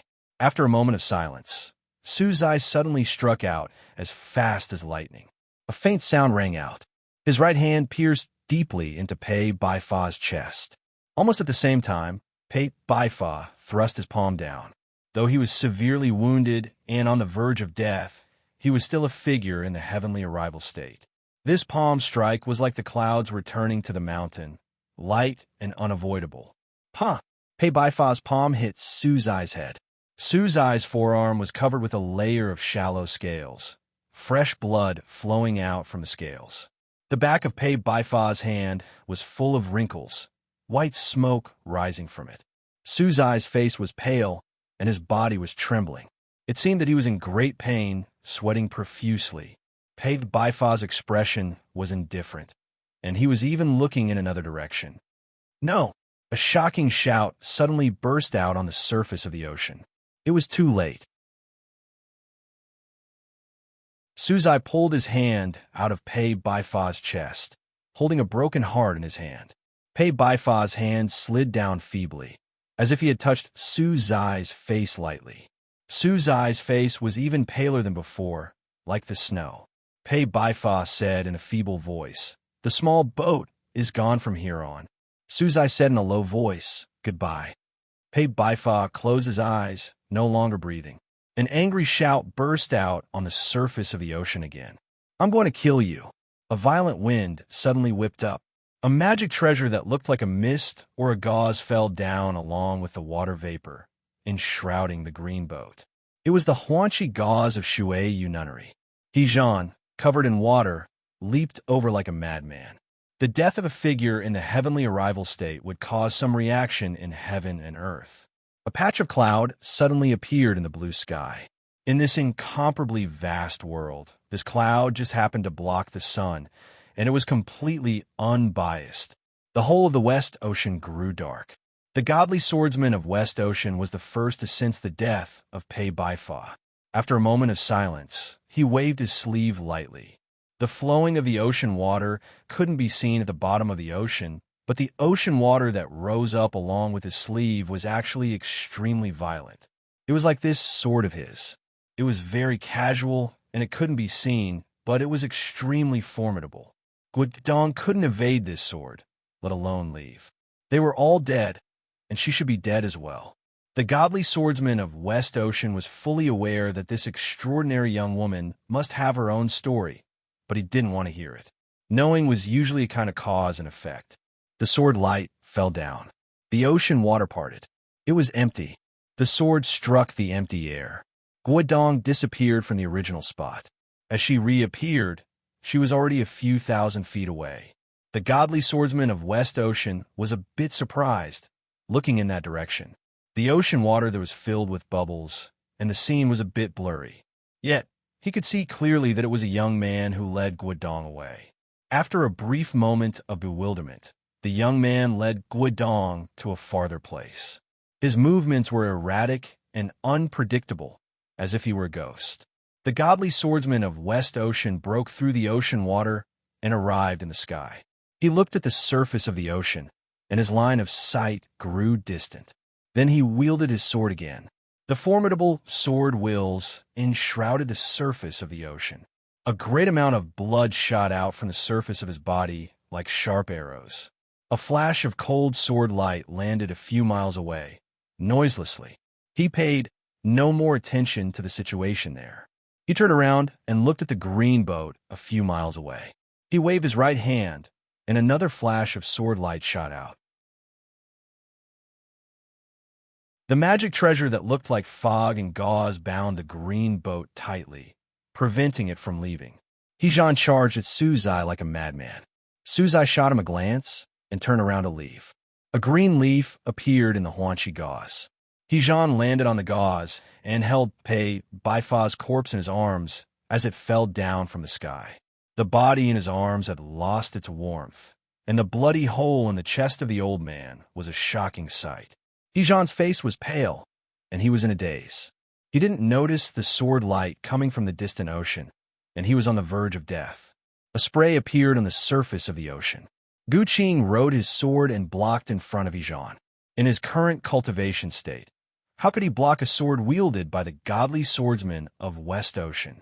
In an instant, he remembered what his master had told him before he left. If you encounter a problem, throw the cat away. Without hesitation, Gu Qing threw the white cat in his arms toward the sword light.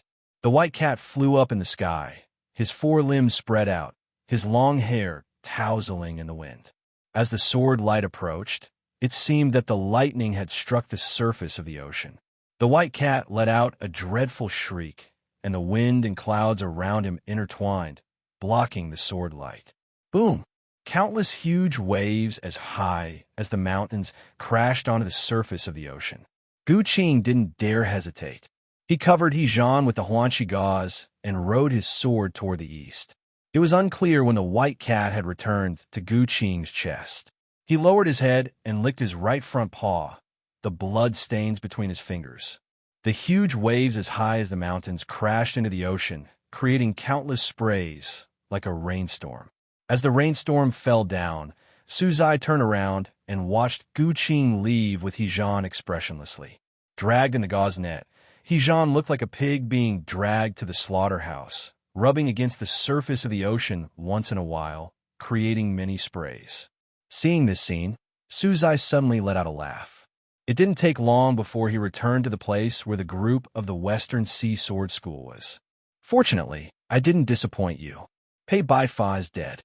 He said this while looking at the tall figure in the sky. It turned out that he had betrayed the school a long time ago. Since the godly swordsman of West Ocean was aware of this fatal trap, it was impossible for him to be killed. Tong Lu spat on his face. Suzai could have dodged it, but he didn't. He stood on the same spot in silence. Huh! The spittle landed on his green face, looking even paler and more disgusting than before. You're a pile of pus, green and stinky. Tong Lu said this while staring into his eyes. Suzai didn't try to defend himself, remaining silent. The godly swordsman of West Ocean asked Tong Lu expressionlessly, "What are you then?" After a long moment of silence, Tong Lu said, "Master, I hope you're perfect." "Nobody is perfect," the godly swordsman of West Ocean said, "except for the dead." Tong Lu said, "Though this disciple didn't mean it, what you said is sensible." Having said that, the West Cold sword left the bottom of his feet. He fell down from the sky. A flash of sword light flashed. The West Cold sword brushed past his throat, leaving a bloody line behind. Tong Lu's body landed on the surface of the ocean. It was impacted. His head separated from his body. Gradually, it separated from the surface of the ocean. He sank gradually. After a moment of silence, the godly swordsman of West Ocean said, "You didn't dodge it, which means you feel guilty. It's good." He said this while looking at Suzai. Yet, both Suzai and the disciples of the Western Sea Sword School thought this statement was directed at Tong Lu. It was quiet on the surface of the ocean, the sound of the waves barely audible. Suzai asked, "Who was the person who showed up later?" "It was someone from Aoyama." The voice of the godly swordsman of West Ocean was devoid of emotion. Suzai arched his eyebrows slightly. The scheme designed by Tong Yin didn't involve the disciples of Aoyama. Was it possible that Guodong invited them? The godly swordsman of West Ocean looked at the patch of ocean 10 miles away.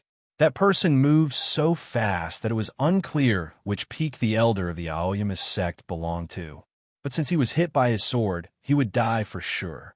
Except for Lu Xi and Yuan Qijing, the 9 peaks of Aoyama were of no significance to him. But who was the person who blocked his sword in the end? He should use his spiritual awareness to ascertain the situation at that place, but he was wounded severely by Pei Baifa that day, and he was a bit tired. The godly swordsman of West Ocean turned around and flew toward the islands. Looking at his back, Suzai suddenly felt that this unparalleled swordsman seemed a bit old. The dead fish drifted to the surface of the ocean once in a while, but they were few in number, attracting a few birds to descend and peck at them. Some of the dead fish were washed onto the beach by the ocean waves. The dead birds, broken wood, and white foam could be seen on the beach, exuding an unpleasant smell. As the ocean waves receded, two people appeared on the beach, holding each other. Jingjiu was lying on the ground, Guodong in his bosom. The seawater dripped down from his wet hair and landed on Jingjiu's face, waking him up. Looking at her face, Jingjiu still couldn't find anything familiar about her. Guodong was also looking at his face. Jingjiu's face was very good-looking. They were so close to each other. If it were any other girl, she would feel a bit shy under such circumstances, but she didn't feel anything. "How long are you going to lie here?" "It should be a long time," replied Jingjiu. She realized by now that he was wounded and couldn't get up. The sound of ocean waves faded away. Guodong turned around from Jingjiu's bosom. This simple movement had used up all of her energy. As her gaze fell on Jingjiu's body, she realized that his wound was more severe than she had imagined. Jingjiu's body was almost cut in half, with only his vertebrae still connected. There was a large gap at his waist. If one looked down from above, they could even see the sandy ground under his body. It was a bloody scene, but in fact there was no blood at all. The fresh blood had been washed away by the ocean water, and the broken muscles and internal organs looked white after being washed. They looked smooth, devoid of any impurities or dirt. The expression on Guodong's face changed slightly. It wasn't because Jingjiu was still alive after suffering such a severe wound, and he didn't scream out in pain. It wasn't because the sword wielded by the godly swordsman of West Ocean from a distance of 10 miles was so powerful. "This is the first time I've seen someone whose internal organs are as clean as yours," she said. "Have you seen many people's internal organs?" asked Jingjiu. Guodong replied, "Nobody has seen more internal organs than me." Jingjiu thought it was a matter of course. The flames of war lasted for 3 months. Tens of thousands of people died at your hands. She had seen this kind of scene the most.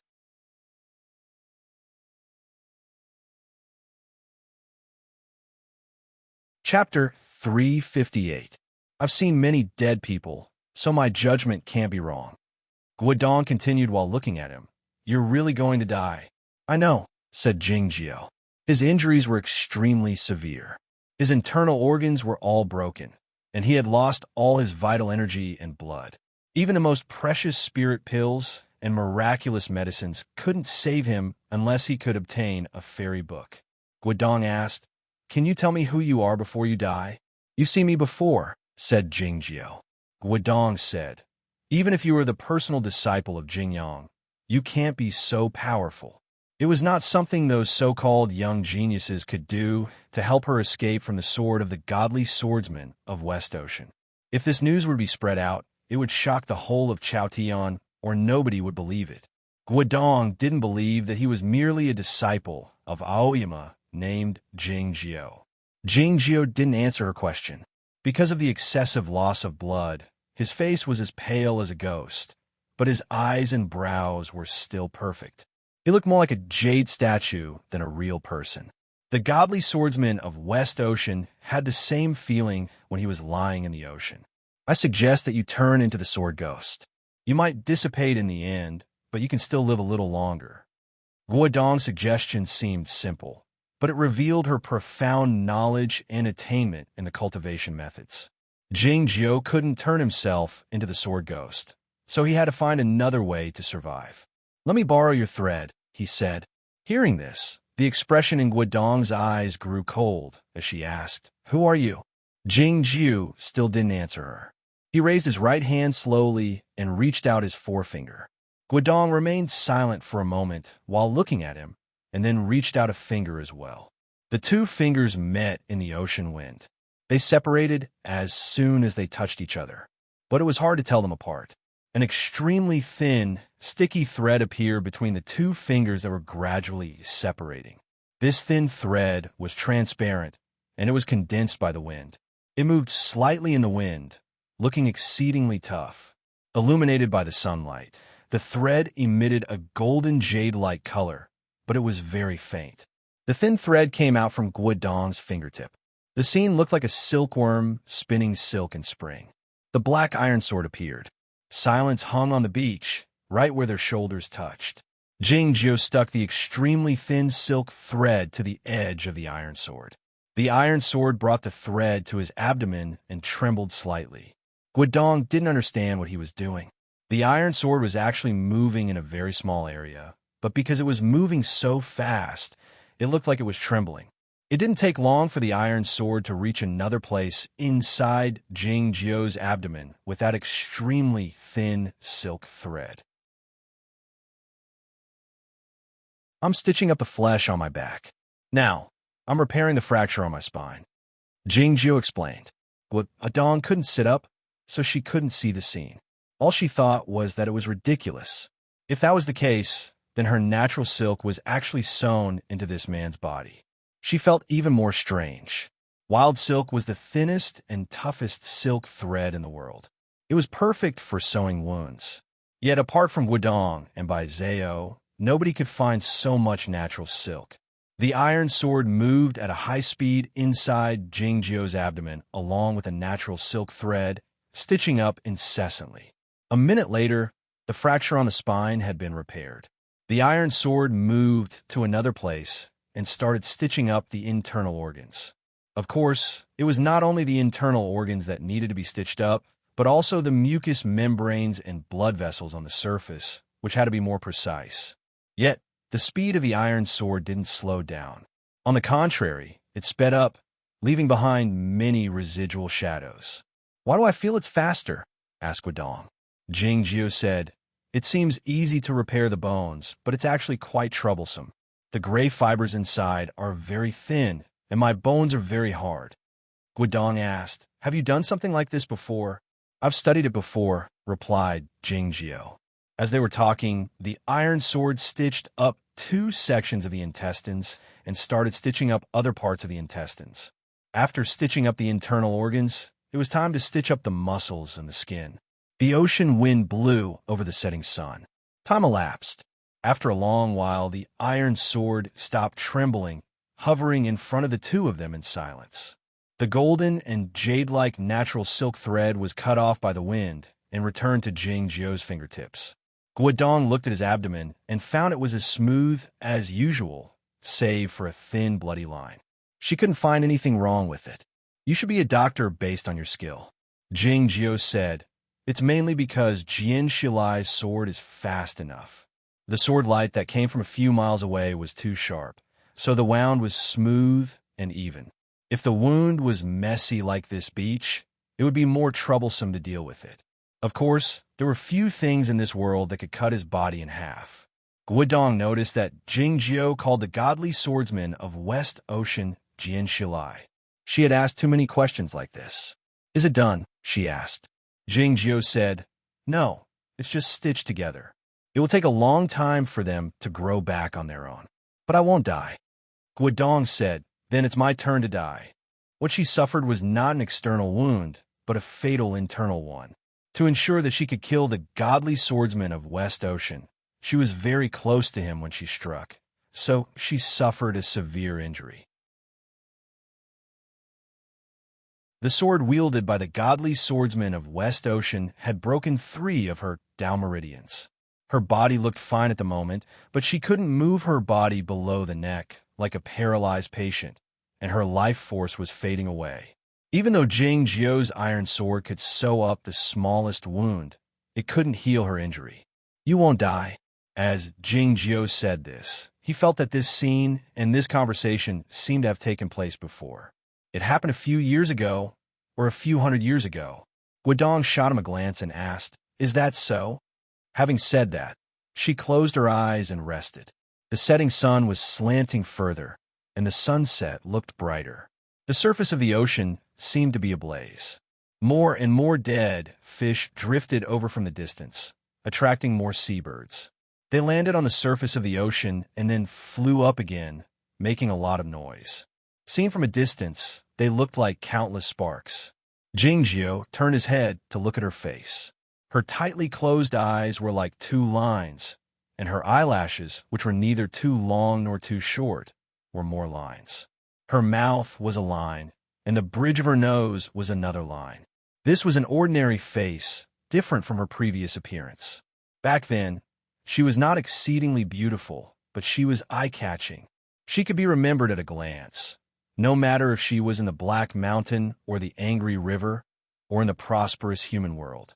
However, no matter which one she was, Jing Jiu couldn't understand her, just like she couldn't understand him.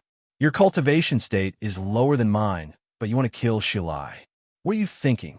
You've been stuck in the heavenly arrival state for hundreds of years, unable to break through. After I ascended, you finally decided to use the most dangerous method to break through the cocoon and become a new person. Why do you still live like before? Why do you delay your cultivation and time for these unimportant matters, even at the cost of your own life? Pei Baifa doesn't have much time left, but what about you? Looking at her face, Jing Jiu was thinking about these questions. The night arrived, and the sky was full of stars, illuminating the beach. Guodong opened her eyes, which reflected the starlight, looking very bright. The stars in the water were the stars in the sky. What was this person in front of her? She looked at Jing Jiu in silence, saying nothing. Jing Jiu didn't say anything either. He thought it was a good way to behave, unlike many years ago, when she kept on talking about reasons, which was quite annoying. After a long while, Guodong's eyelashes quivered slightly as she said, "You said that I won't die." "Yes," replied Jingjiu. Guodong said, "Why do I feel like you're looking at a dead person, or a person who should be dead?" The corners of Jingjiu's mouth curled up slowly, forming an attractive curve. He responded with a polite smile. "Your face is indeed good-looking, but don't use it as a weapon against me. The concept of good-looking is merely a choice for the better bloodline when one's life continues," Guodong said, "and I'm not interested in these things." Jingjiu thought what she said was sensible, but he wasn't interested in it. He didn't like to listen to reasons, and he didn't like to talk about them either. He had only talked about them to Zhao Liu, and he had heard Guodong talk about similar reasons many years ago. Those were annoying memories that he wanted to forget. He merely came here to see her, not to meet her. Unexpectedly, they had to meet each other under the circumstances, and they were so close to each other, right in front of his eyes. What should he do? Jing Jiu closed his eyes. Guodong didn't expect him to have such a reaction. Looking at Jing Jiu's face, she suddenly came to a conclusion. Though she wasn't interested in those things, a good-looking face would make her feel better than an ugly face. Neither the Tao heart nor the Zen would erase the deepest part of one's life.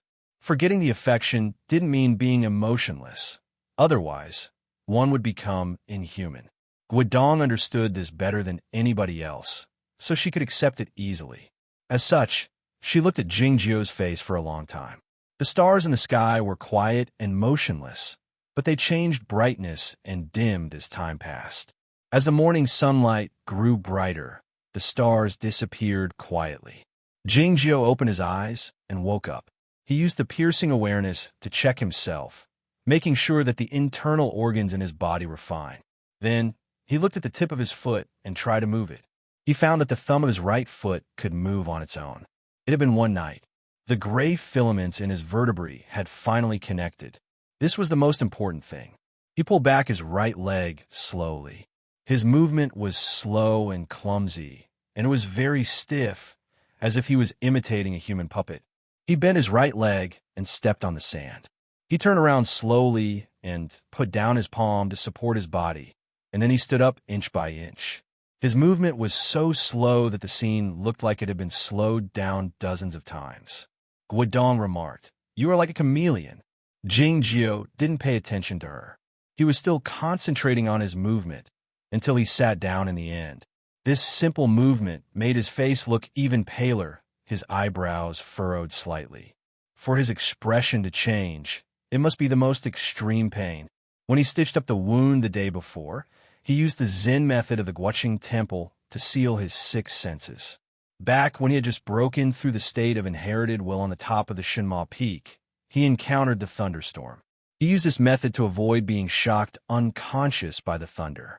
Yet sealing the six senses would have a severe effect on the internal organs, muscles, and meridians.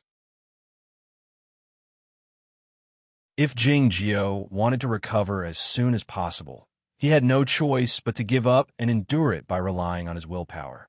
Fortunately, he had never lacked willpower.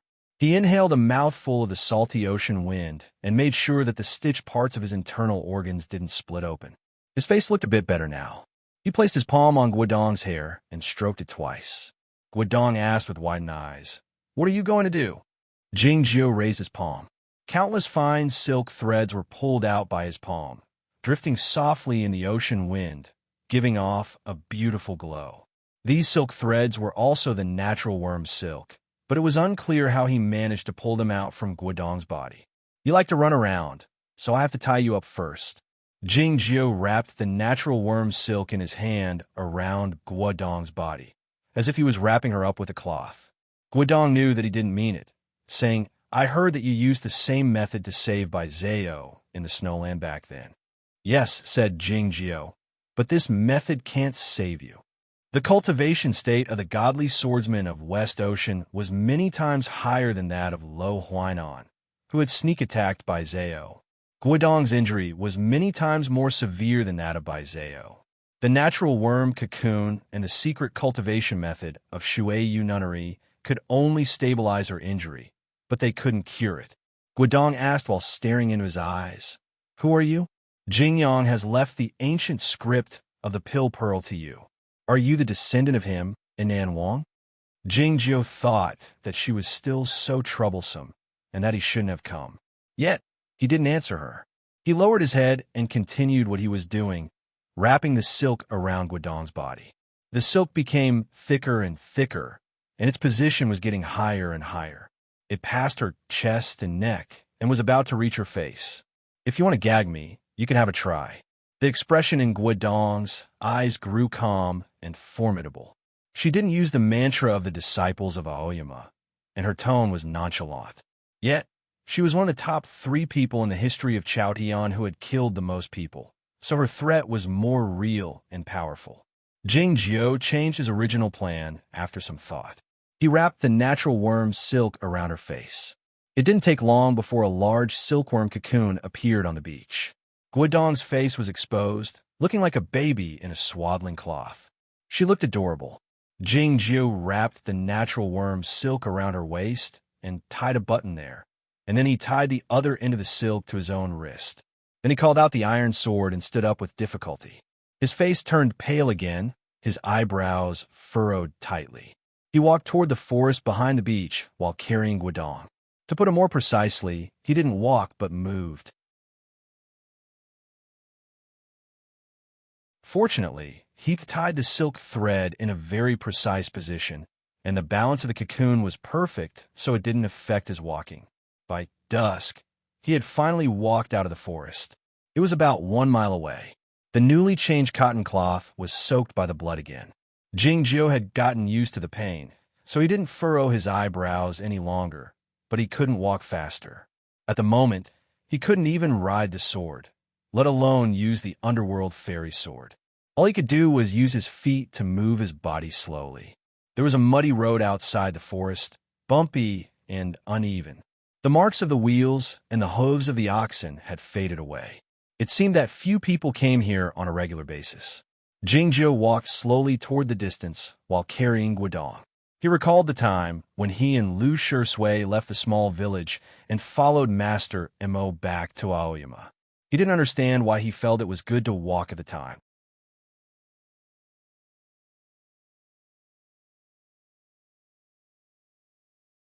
Chapter 359. In the last sentence of yesterday's chapter, Master Lu was changed to Master Mo. I apologize for that. On the top of Shinma Peak, the thin fog had gradually dispersed. Gu Qing knelt down in front of Zhao Lei. Neither Jingjiao nor Zhao Liu liked their disciples kneeling down, but Jingjiao had to kneel down that day because he came back alone. Looking at the empty ground by the cliff's edge, Zhao Liu thought of the bamboo chair there. After a moment of silence, she asked, "How many days ago did this happen?" 7 days ago, replied Gu Qing. Standing by the side, Yuan Chu thought anxiously that his senior master had traveled for 3 years, and then disappeared as soon as he came out. "Did he tell you anything?" asked Zhao Liu. Gu Qing wanted to say no, but he suddenly remembered what had happened when the iron sword passed the coal mountain, saying, "My master said that we should find out who the current sect master of the mysterious dark sect is, and then kill him when we can." Zhao Liu said, "Go find out then, and get ready." Gu Qing thought that his master meant for him to kill the sect master himself, but on second thought, his master might not come back this time, so he couldn't help but feel very sad. He had seen clearly the sword wielded in the blue sky and blue ocean that day. Who could survive the sword wielded by the godly swordsman of West Ocean with all his might? The atmosphere on the peak top was a bit gloomy, but not everybody was as sad as Gu Qing. The white cat was sleeping on a jade bed while holding Cold Cicada in his arms, his eyes closed, snoring softly. After leaving Aoyama this time, he didn't have a chance to fight the old dragon, nor did he have a chance to sneak attack Jian Shilai. All he did was play with the little kids in Zhaoga City for a few years. It was indeed meaningless. He didn't care whether Jingjiao was dead or alive. It would be better if he were dead. It was well known that he wished that pair of brothers would die as soon as possible, and there should be many people in the world who had the same thought.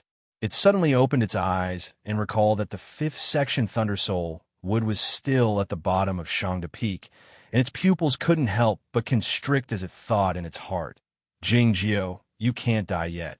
I have no way of retrieving the Thunder Soul wood from that damn dog." Yuan Chu didn't feel sad, but he was a bit worried. It was because he didn't know what the sword wielded by the godly swordsman of West Ocean meant. Zhao Liu's calmness worried Gu Qing. There was no bamboo chair at the edge of the cliff, but there was a man. Hejan sat there in a daze. Pei Baifa's corpse was brought back to the No Mercy sect by Fong Jingtian in person. It was unclear what would happen on the Longevity Mountain. Su Zai was his trusted friend, which was why he saved him in Izhou City and introduced him to Tong Yin. As a result, the scheme against the godly swordsman of West Ocean came into being. Unexpectedly, Su Zai betrayed them secretly a long time ago, and the godly swordsman of West Ocean had known the scheme in advance. How could anything have happened to him? Mr. Pei was dead, Tong Lu was dead, and Guodong's fate was unknown. These were all his fault. Sitting by the cliff's edge, Hejan looked at the fog in front of him, his eyes covered by a layer of fog. His voice was hoarse and deep. "It's all my fault." Zhao Liu walked to the cliff's edge and stood behind him with her hands folded behind her back. Gu Qing and Yuan Chu thought that she was going to comfort Hejan. Unexpectedly, she suddenly kicked Hejan to the bottom of the cliff. The world was quieter now that she couldn't hear the nagging of this trash, and the frustration in her heart had dissipated a bit. Shirue Peak said that the magic treasure called the Huanqi silk should be from Shui Yu Nunnery. Zhao Liu looked at Gu Qing, who was stunned, and said, "You take him back." Hejan's painful yell could be heard from the bottom of the cliff. "I don't want to go to the nunnery." Zhao Liu didn't heed him, turning around and entering the manor cave. By now, Yuan Chu realized that his master was in a terrible mood. Gu Qing could feel it more clearly, so he didn't dare say anything. He asked the monkeys to go to the bottom of the cliff to get him out. The Cloudtree Mountain was like a real fairy realm. The green pine trees by the cliff's edge could be seen in the distance, and the high platform was hidden in the clouds. The fairy cranes were flying among them, passing the rainbow to pick some fairy fruits in the distance. Standing by the high platform and looking at the scene in front of him, Tong Yin remained silent. His thin eyebrows looked as if they were about to disappear under the sunlight. The green pine trees swayed slightly, and the ribbons were like clouds, and then retracted into her sleeves. A young woman in white clothing appeared on the pine trees. She should be in Zhaoga City, but she came back to the Cloudtree Mountain in a hurry for some unknown reason. What's going on? Baizeo asked while staring into Tong Yan's eyes. The news of what had happened in the deep end of the West Ocean had spread to Chao Tian. The sect master of the No Mercy sect, Pei Baifa, challenged the godly swordsman of West Ocean again to avenge himself, but he failed and died. Later, Guidong, the disciple of Shui Yu nunnery, attempted to assassinate the godly swordsman again, but she failed again. She was rescued by an elder of Aoyama, but she was slashed by the sword of the godly swordsman of West Ocean on the way. Tong Lu had something to do with the assassination. He failed to kill his master, so he committed suicide out of desperation. Baizeo knew that the assassination had something to do with Tong Yin, and it was even planned by him. She didn't ask Tong Yin if he didn't want to tell her, but the situation was different now. She vaguely guessed that the person who rescued Guidong was not an elder of Aoyama, but Jing Jiao. A few days ago in the Jing house in Jiaoga City, when she mentioned Guidong to Jing Jiao, she felt his reaction was a bit strange. She had to go back to the Cloud Dream Mountain and find out what was going on. This is the scheme we set up at the Baotong Zen Temple. The first level is what people see. After a moment of silence, Tong Yin said, "The senior master Guidong doesn't trust Su Zai, thinking that he will betray us. But Jian Shilai is too arrogant and will definitely participate in the scheme. As such, she hides behind him and becomes a variable in the scheme." "Is this the second level?" asked Baizeo. Tong Yin said, "That's right. Only the senior master Guidong and I know this level. I objected to it, but she didn't listen to me." Staring into his eyes, Baizeo asked, "Then what about the third level?" "There's no third level," Tong Yin said calmly. Baizeo said, "Big brother, we grew up together, and I know you better than anybody else. You never think things are so simple." After a moment of silence, Tong Yin said, "The third level is actually quite simple. Su Zai, Mr. Pei, and I all think it's impossible to kill Jian Shilai. He's too powerful. Even my master can't do it. As such, this scheme at the West Ocean is only the first half. We just want Su Zai to win Jian Shilai's trust. As for what will happen next, we have to wait and see." Baizeo exclaimed in disbelief. "So many people have died just to win Su Zai's trust? You also said that Jian Shilai is too powerful. How can he succeed?"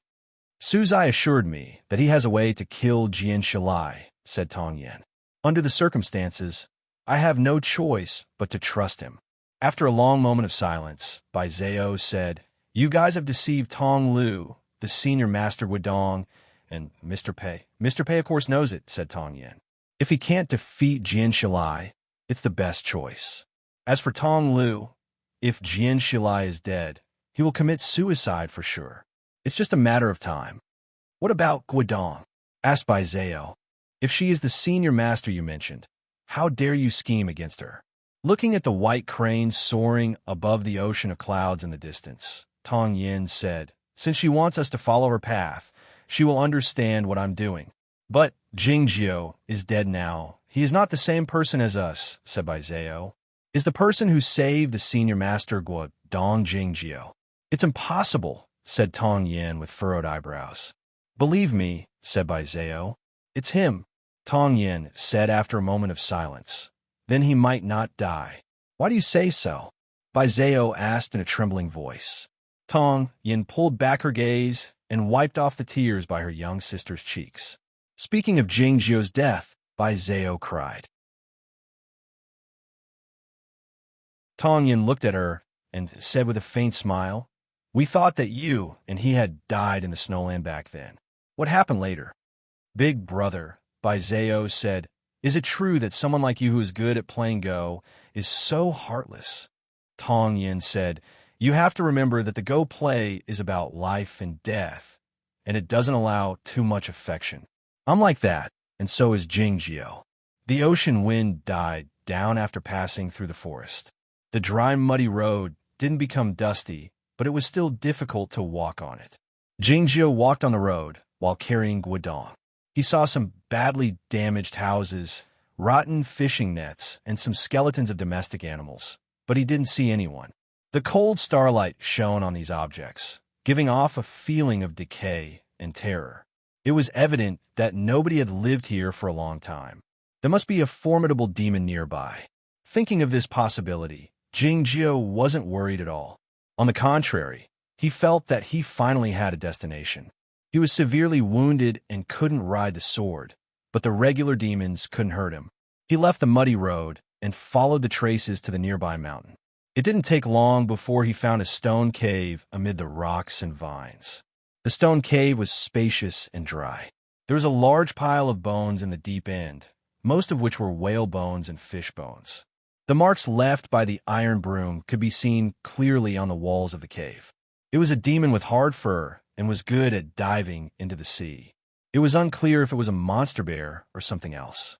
Jingjiu put Guodong on the pile of bones and walked slowly to the entrance of the cave while leaning on the iron sword, looking down at the foot of the mountain. It was late at night, and the starlight was shining brightly. Jingjiu could see a long distance with his eyesight.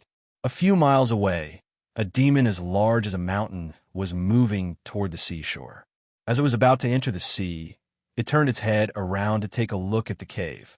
It was evident that the demon was reluctant to leave, but it had no choice but to do so because of an inexplicable fear. Seeing the demon disappear into the sea, Jingjiu felt regretful. He had thought that he could take out the devil pill and let Guodong eat it if the demon's state was high enough. Guodong had already taken the magic pill of Shuiyu nunnery on the beach last night, but the fresh medicine would be more effective for her injury. Unexpectedly, the demon was so vigilant and sensitive that it had run away a long time ago. Jingjiu was baffled, wondering why this demon was scared away when he was severely wounded and his energy hadn't leaked out.